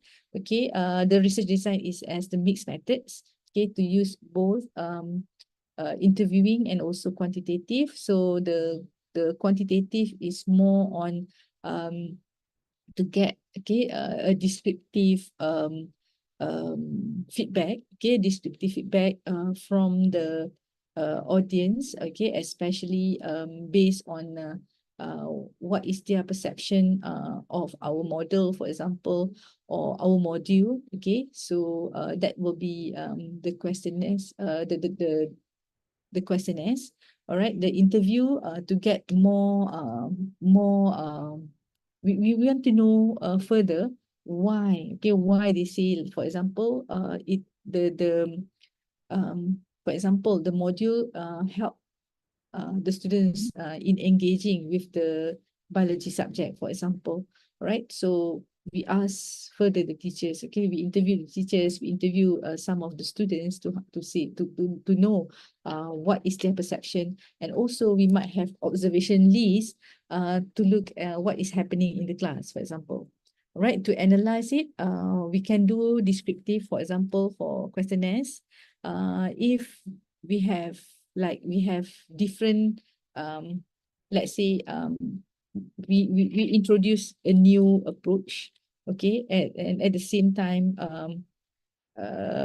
we have the old approach. Okay, so we want to compare. So we need to do the comparison. So might involve the t-test, for example, and also the relationship, for example, with the models or modules that we develop. Does it has increased the students' performance? So we need to know the relationship. Okay, so if they like for example, if they like the models, or they like the modules, so does it increase their performance? Okay, motivation and performance, for example. And also the outcomes from this research, we have came up with the modules and then test items as well. All right. Usability. So one of the, actually I have a lot of this research as well, and my students have done this a lot, the development and usability. So the students have developed their research. Okay, the tools, sometimes develop modules. Okay, so most of them, they will use Eddie or Assure. All right, so the data collection can be any, so it depends on the research objective. So the analysis, most probably when it's involved the usability, it is descriptive. But in terms of the content, we need to do the CVI. Okay, and then CVI is content validation index. Okay, then the outcomes, modules and models, for example. Also, when we talk about technology just now in biology education, that might involve TPEC, technology, pedagogical, content knowledge. All right, so yeah, some interesting approach you can do, like in my research, we do mixed method also. And then data collection, again, based on the objective, and the analysis also is actually correlated with the objective or research questions. And the TPEC, sometimes by understanding what is the research is about, then we come up with the models, for example. Okay, so those are some aspect of TPEC research. And for students, maybe there is some practical actions that you can do. All right, to identify a research question. Okay, the first thing to do is you identify the research question, or back into sorry, you should start from here. Start small. Okay, you should start small. All right, so maybe you can consider classroom-based projects or studies that are feasible with the resource that you have. Okay, then identify a research question based on the problem. Okay, so focus on the problem that you are passionate. Okay, so this is very important. So based on the problem, then you can come up with the research question. And with the STEM biology education, very important is we have the collaboration. Okay, we need this interdisciplinary research and teamwork. And the most important thing is whatever you do, you have to document them. So everything you have to document. So it started from the data collection. Okay, even starting with your draft of your items itself, the data collection. And also it is very important to have this thorough record keeping, right? So it is very important in research. So that is already about 1 hour and 10 minutes. All right, so is there any question that you have? So I have seen some questions just now. Let me see in the Padlet. All right, what should we do, okay, as prospective teachers to be able to implement SAM so that it can improve students' biology learning outcomes, critical thinking skills, and scientific literacy in STEM learning environment? All right, for this, again, as we know, for one undergraduate research, for example, you cannot have two diverted focus. All right, so you need to have one issues, very strong issue with supportive research or literature review, and from there you understood what are the previous research that have been done to the research that are related to your interests. Then you find out the research gap, okay, the research gap. So from that research gap, only then you can develop whether you want to improve, whether from that research gap you want to improve the students' learning, or is it about the critical thinking, or about the scientific literacy. So meaning that in this case, okay, based on your question, Jinga, Y, Natasha, all right. So you need to have a strong justification based on the literature research, and then from there you can develop your research questions. So from your research questions, what is your focus? All right, whether you want to have, because if you want to you say you want to, as prospective teachers, to be able to implement STEM. So meaning that if you want to implement STEM in terms of the research, maybe you can come up with a tool. Okay, so that a tool that can improve the learning outcomes, that improve the critical thinking skills, as well as the scientific literacy. All right, so that is my quick answer for that, for Jinga. Aulia, as an educator, how can STEM learning be applied in schools with limited access to resources such as technology? Right, as I said just now, technology is anything that actually have aids to the learning. But now, when we say technology, most of us are thinking about the recent and sophisticated technology. All right. So, for example, as I said just now, in the rural area, so whatever surrounding can be used as the teaching tools, okay, as resources. For example, like I said, when I go to the school, of course, they have basic resources. They don't even have the LCD, okay? They don't have all the LCD or OHP. They do not have monitor in class as well. But, okay, so the teacher can develop physical materials that can enhance them, all right? So let's say in that particular place, we cannot say that STEM education cannot be implemented. But again, as we know, to combine, plus it need to be done collaboratively and interdisciplinary. So yes, even a limited resources, we can do it. But of course, it is not sophisticated technology. All right. Next, STEM has to do with literacy and numeracy. Do these two things have a big impact in the application of STEM? All right. So, for STEM, as we know, literacy, yes, meaning that they understand about the subject, and numeracy in the mathematics, meaning that to solve the problem, for example, the issues, okay, when we want to teach about sustainable education, for example, sustainable education, maybe that's involve biology, all right, involve biology, and we want to have a project with our students, right? So, for example, we want to make a mud ball, for example. We want to clean the river, for example.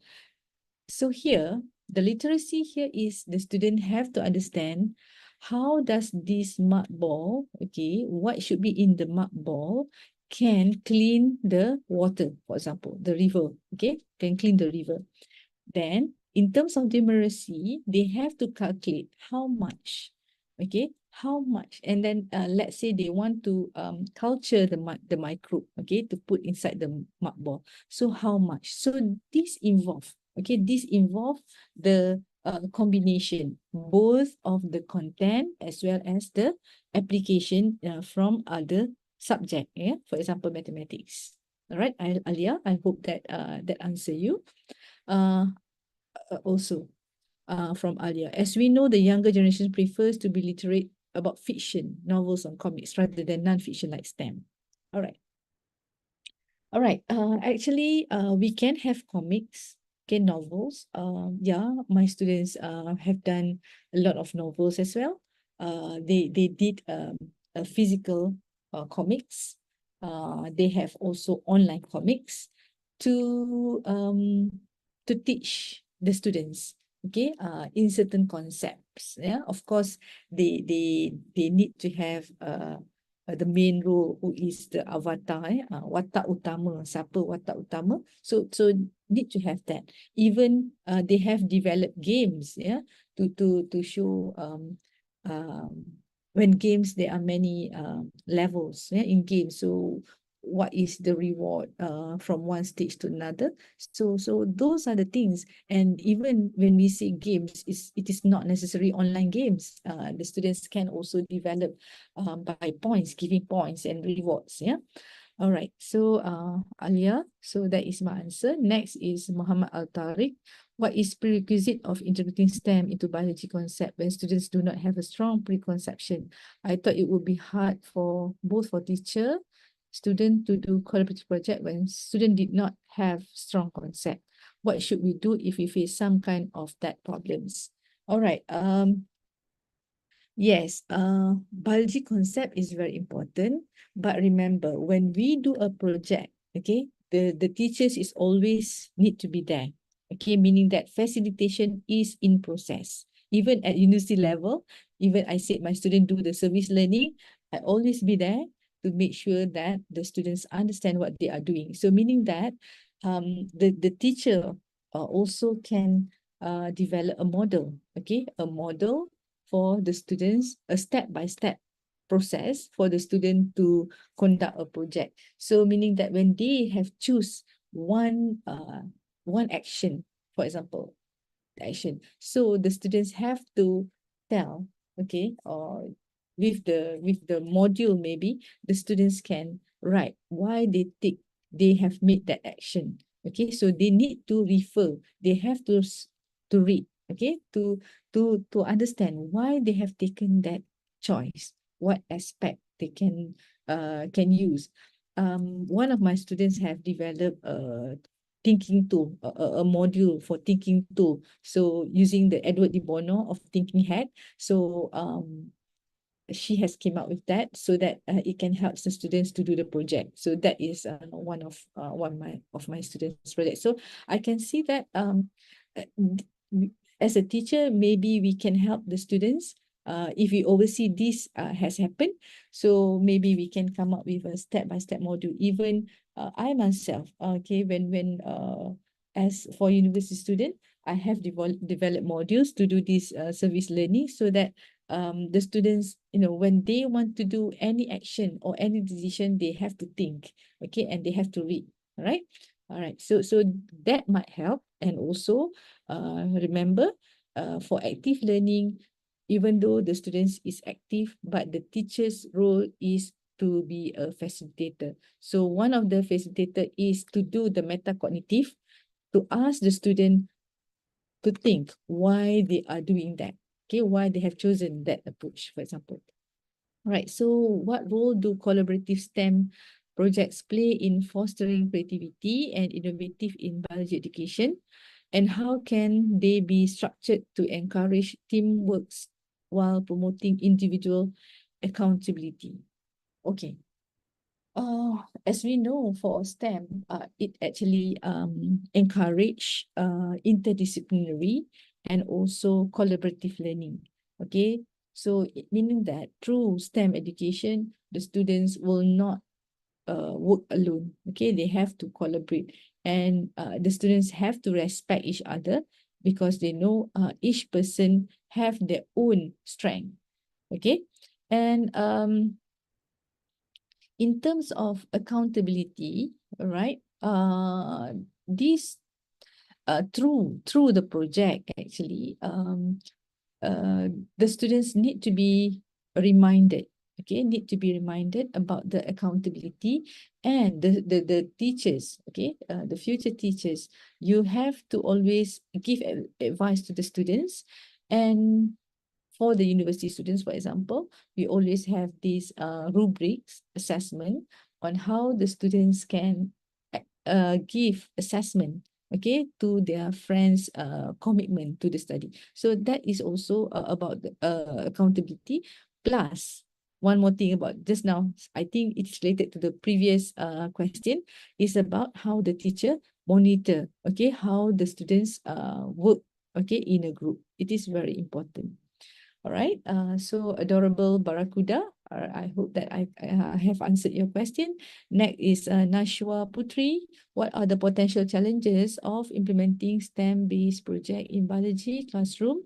And how can educators address this obstacle to maximize student engagement and learning outcomes? All right, so one of the challenges that we can see in the STEM-based project, as we know that one is about the ethics, number two is about the permission. Okay, so like in Malaysia, we have to, when we want to have the research at school, especially it is government school, we have to apply at the federal, okay, at the headquarter, okay, to get this research approval so that we can conduct.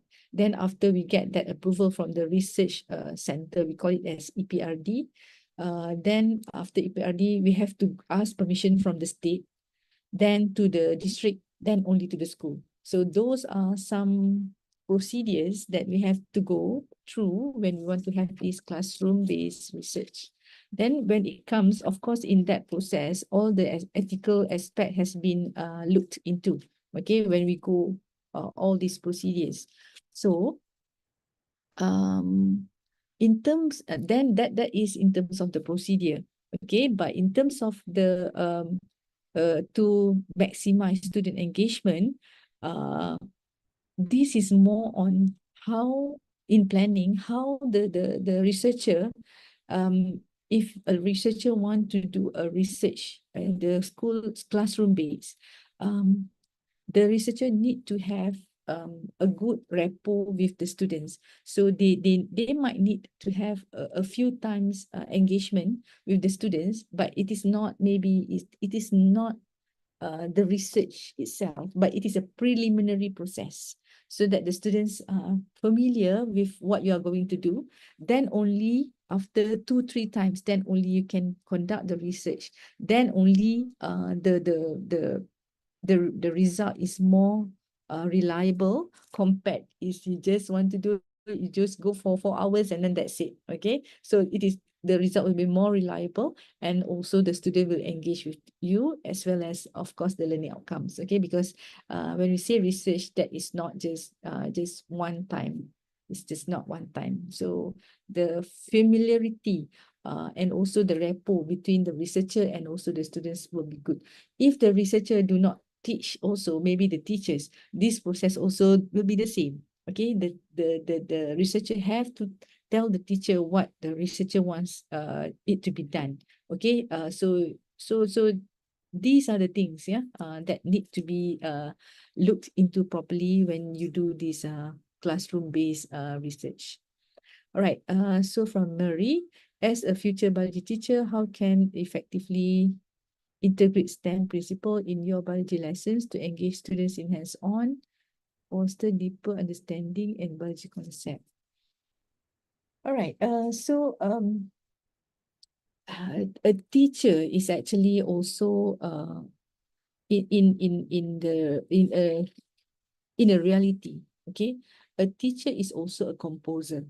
Okay, I could say a teacher is a composer. So if you want to have something happen in the class, you have to plan. Okay, how is it? What can you do to integrate? Okay, all what the aspects, hands-on, the inquiry base, and so on. So you have to plan how are you going to arrange this? Okay, so that it is when to compose, so that it is orchestrated. As you see the singer sing, okay, the composer has put things in the melody and so on, so that when you see the singer sing, it is very nice. It looks natural. So same as teacher. So that involves skills. Of course, as a new teacher, of course, that is very difficult to do that at first, but you have to continue to do that, and finally you can get, how to make it concentrated. Okay, orchestrated, not concentrated, orchestrated. All right, so for invisible peacock, Dr. Kodri, do we have more time? Okay, maybe I can answer these three last questions.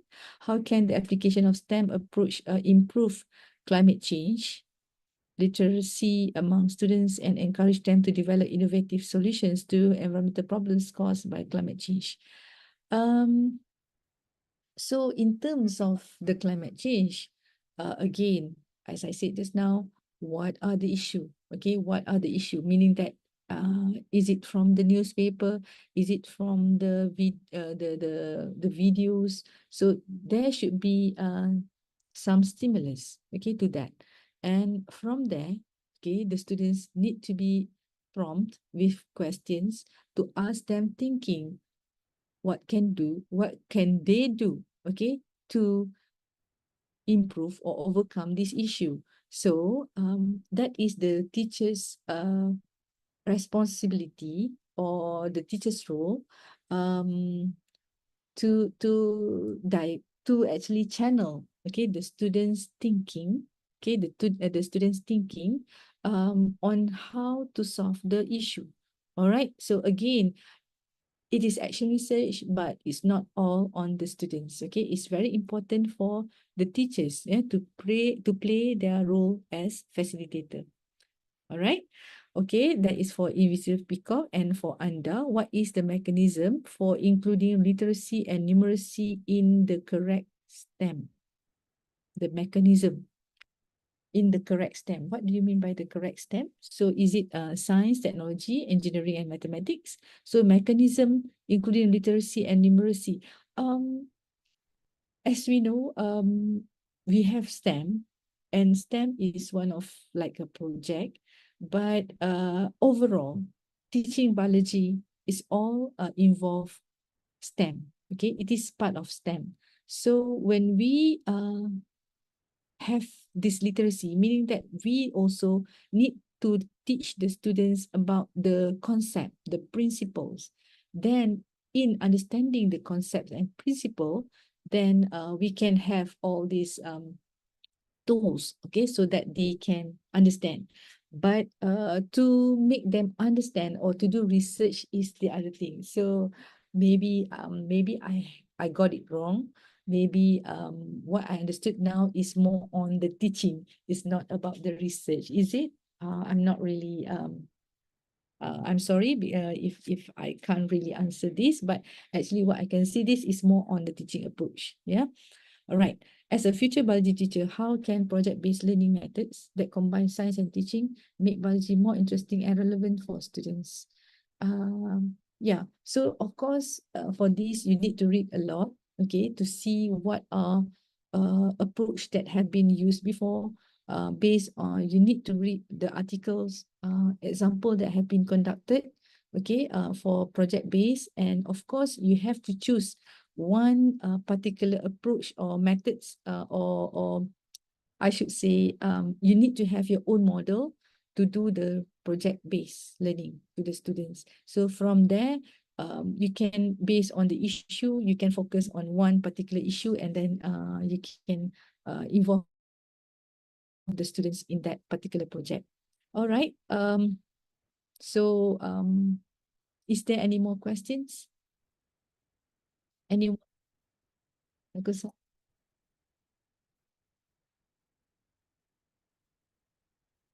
Yeah, sure. Yeah.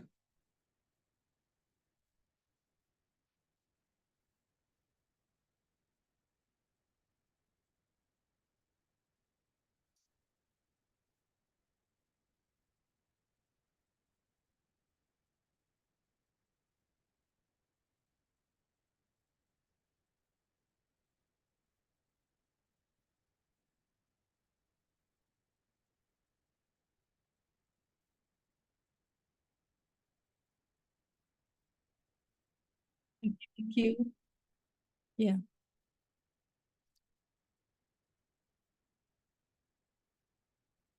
Silakan.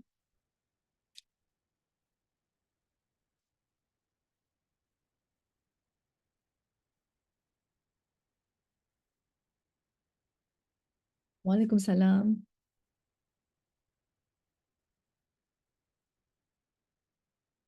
Yes, doktor. Pilas. first year in Palembang.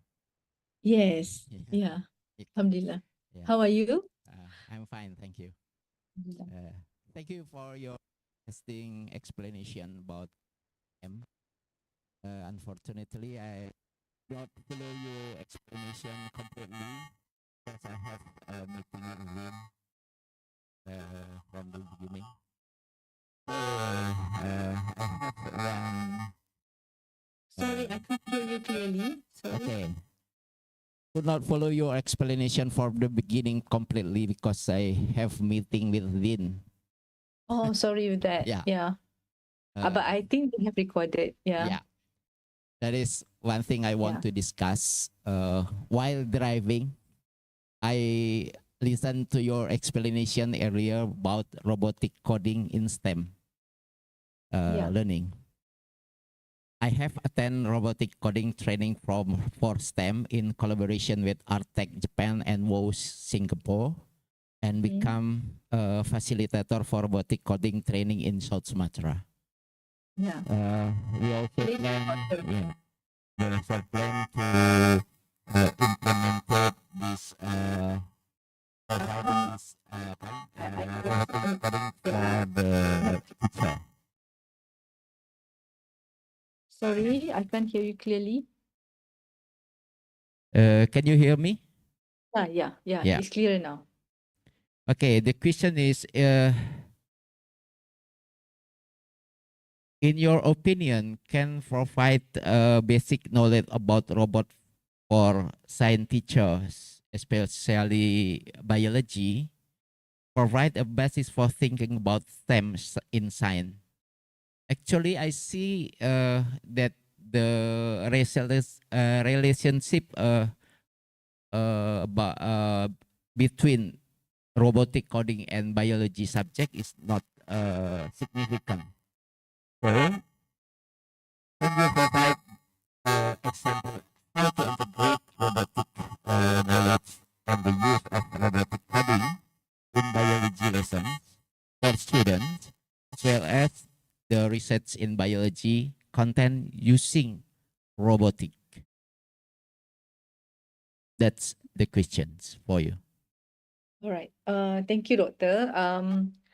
Just now, I'm not sure whether you missed my sharing just now. I have given one example that one of my students have done research using coding robotics in photosynthesis, in try to explain the concept of photosynthesis to their students. So in my opinion, it depends on the concept, okay, especially molecular concept. I should say like molecular concept that might use this robotic because why are we going to use coding if we can explain, okay, through other concepts where the students can understand. So the most important thing when we do research is what is the problem that we want to solve. Okay, so sorry to also share that based on my observation, sometimes, okay, when someone wants to do research, they actually come with what they want to do, but it is not because of solving the problem. Okay, so again, when we do research, one of the most important is what is the issue. All right, how can we solve the issue? Of course, there are a lot of ways to solve the issue. All right, and of course, we will choose the issues, how to solve the issues based on our knowledge. That is number one. Number two is our ability. Number three is our funding. Okay, if we have a lot of funding, maybe that funding requires us to do coding. Maybe we can end up with doing the coding. So based on this coding, I should say that some abstract concepts, yeah, I think it is suitable, or we can use coding to do teaching aids that use coding in biology education. Yeah, I think that is my answer, Doctor. So meaning that not all that we might use coding. Okay, thank you, Dr. Shakira. You're welcome.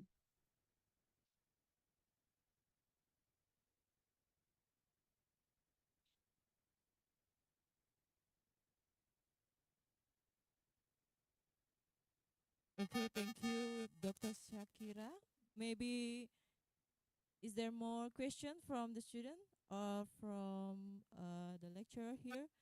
We have also alumni in our Zoom meeting that as a teacher in various condition in South Sumatra maybe wants to ask a question. Yeah, sure. Could you raise your hand if is there any more question?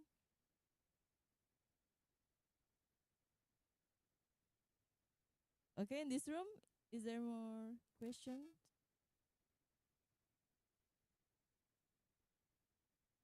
Okay, I think that's enough.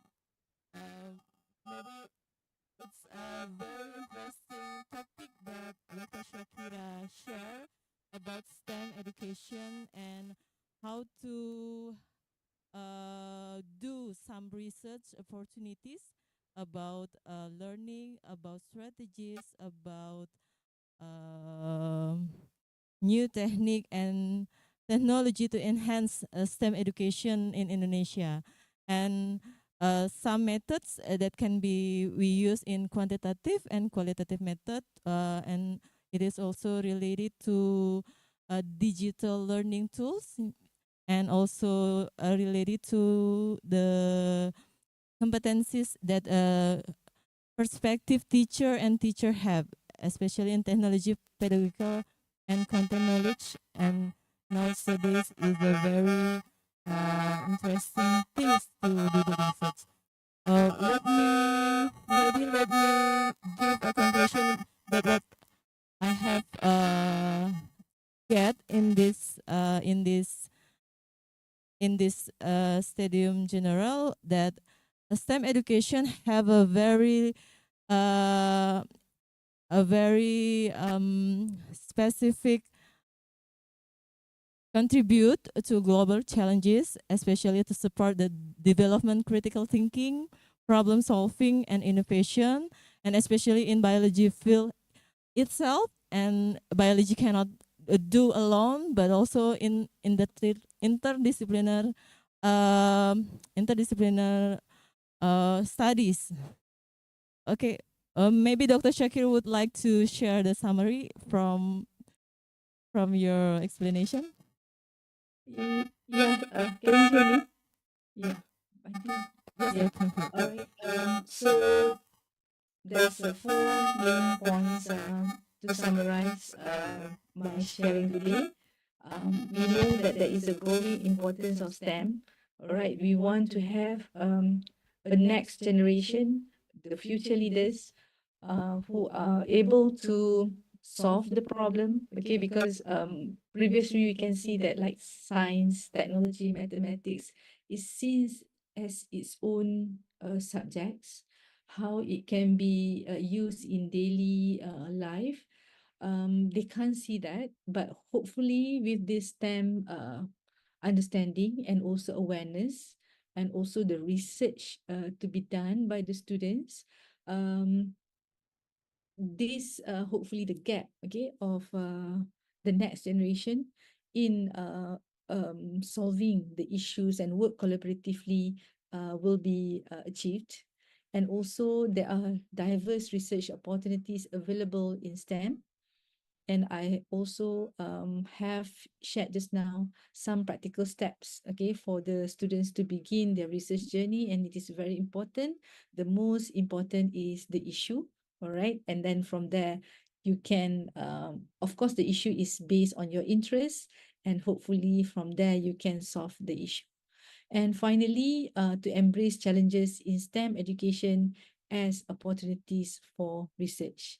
Okay, so with that, with Rosalind Franklin, okay, the chemist and also the crystallographer, she said, science and everyday life cannot and should not be separated. Okay, with that, I thank you. And also, Okay, I have heard pantun from Palembang, all right, from Unsri. So, just now I have tried my best to give one pantun as well. Dari Palembang ke Indralaya melalui jambatan Sungai Musi.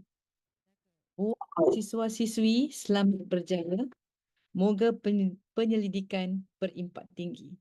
Okay, thank you so much, Dr. Shakira from University Pendidikan Sultan Idris Malaysia for your sharing, for your knowledge and information that has is providing regarding to STEM, the challenging that we have faced and the opportunity to our students to conduct the research. And as a moderator, I apologize if I have a mistake and I give it back to MC Aisyah. Thank you. Thank you. Baiklah, terima kasih kepada Ibu Elvira Destinsari MPD dan Bapak Dr. Andes Kodri Madang MSc PhD selaku moderator. And it's such an honor, I would like to thank to Associate Professor Dr. Shakira Binti Samsudin that has provides excellent explanations and information about STEM in biology learning. Selanjutnya penyerahan secara simbolis sertifikat oleh Koordinator Program Studi Pendidikan Biologi. There will be a symbolic handover of certificate to Associate Professor Dr. Shakira Binti Samsudin. Kepada Bapak Dr. Mas Agus Muhammad Tibrani MSI, kami persilakan.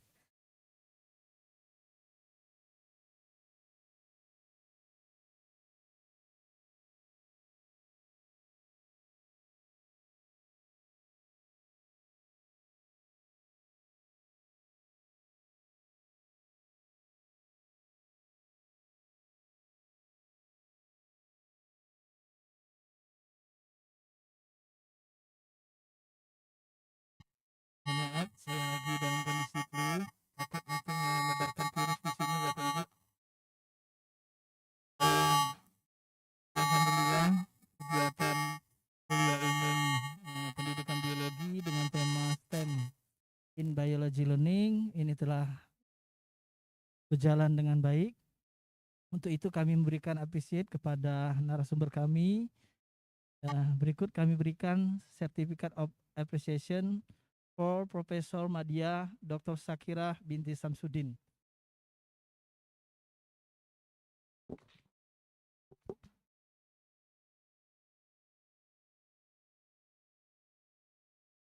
Selanjutnya kami kembalikan lagi kepada moderator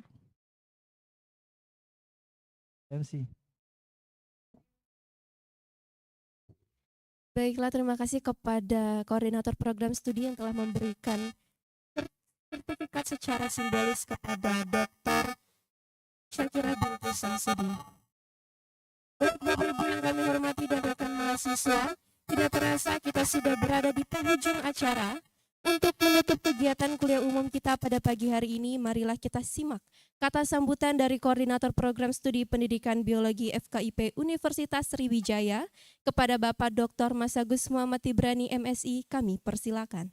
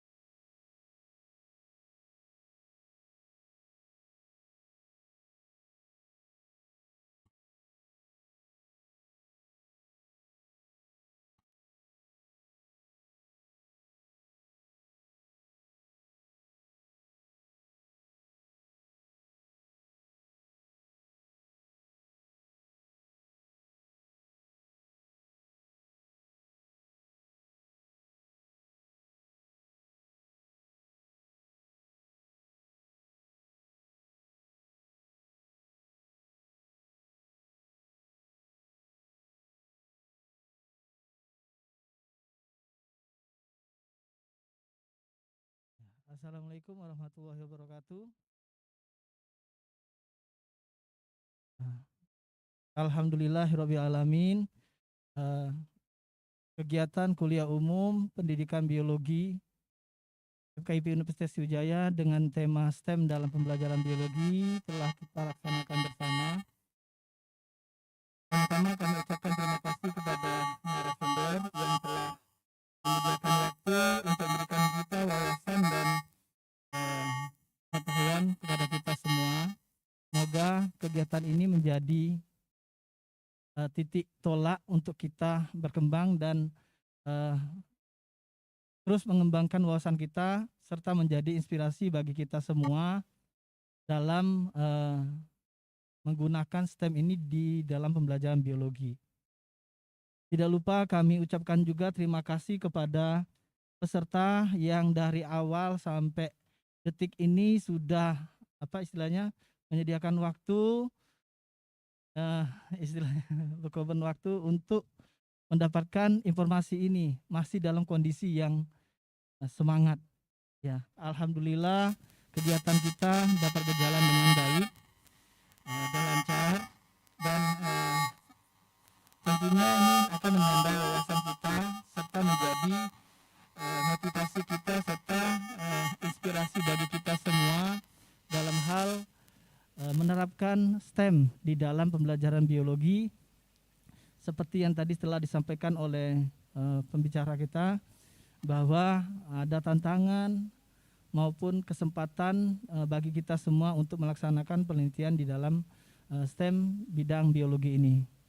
Sekali lagi kami ucapkan terima kasih kepada narasumber dan untuk itu harapan kami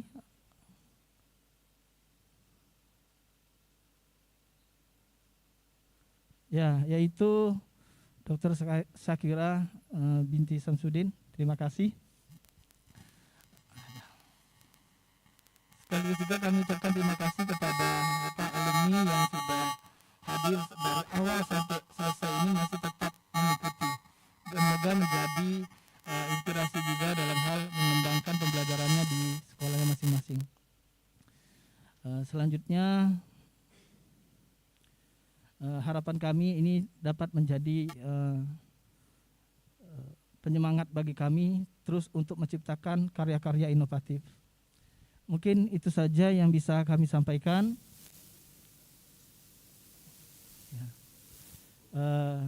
Sekali seperti tadi saya bilang, dari Palembang ke Malaysia membeli oleh-oleh untuk tetangga. Kuliah umum telah kita simak dengan seksama. Semoga menjadi inspirasi bagi kita semua.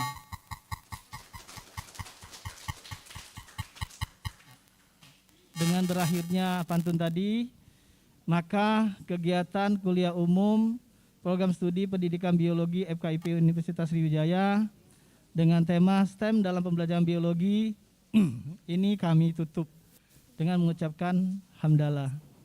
Alhamdulillahirabbil alamin.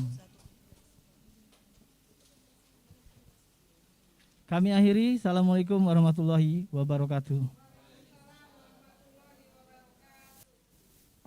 Baik, terima kasih kepada koordinator program studi yang telah menutup kegiatan kita pada hari ini. Bapak Ibu, demikian rangkaian acara kita hari ini. Saya Aisyah Nurkobiah selaku pemandu acara mengucapkan terima kasih atas partisipasi Bapak Ibu dan rekan mahasiswa sekalian.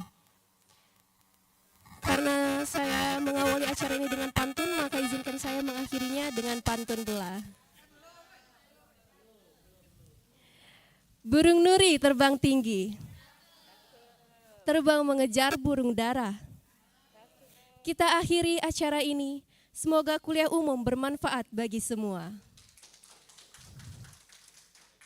Sekian dari saya. Wassalamualaikum warahmatullahi wabarakatuh.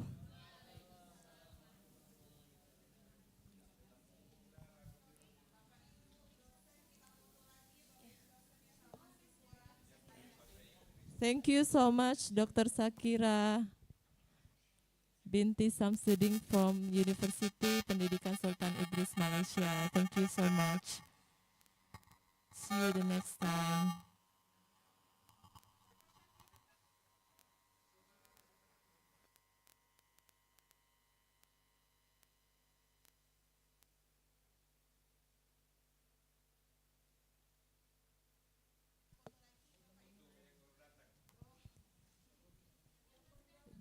Baik, Dr. Syakira, terima kasih banyak.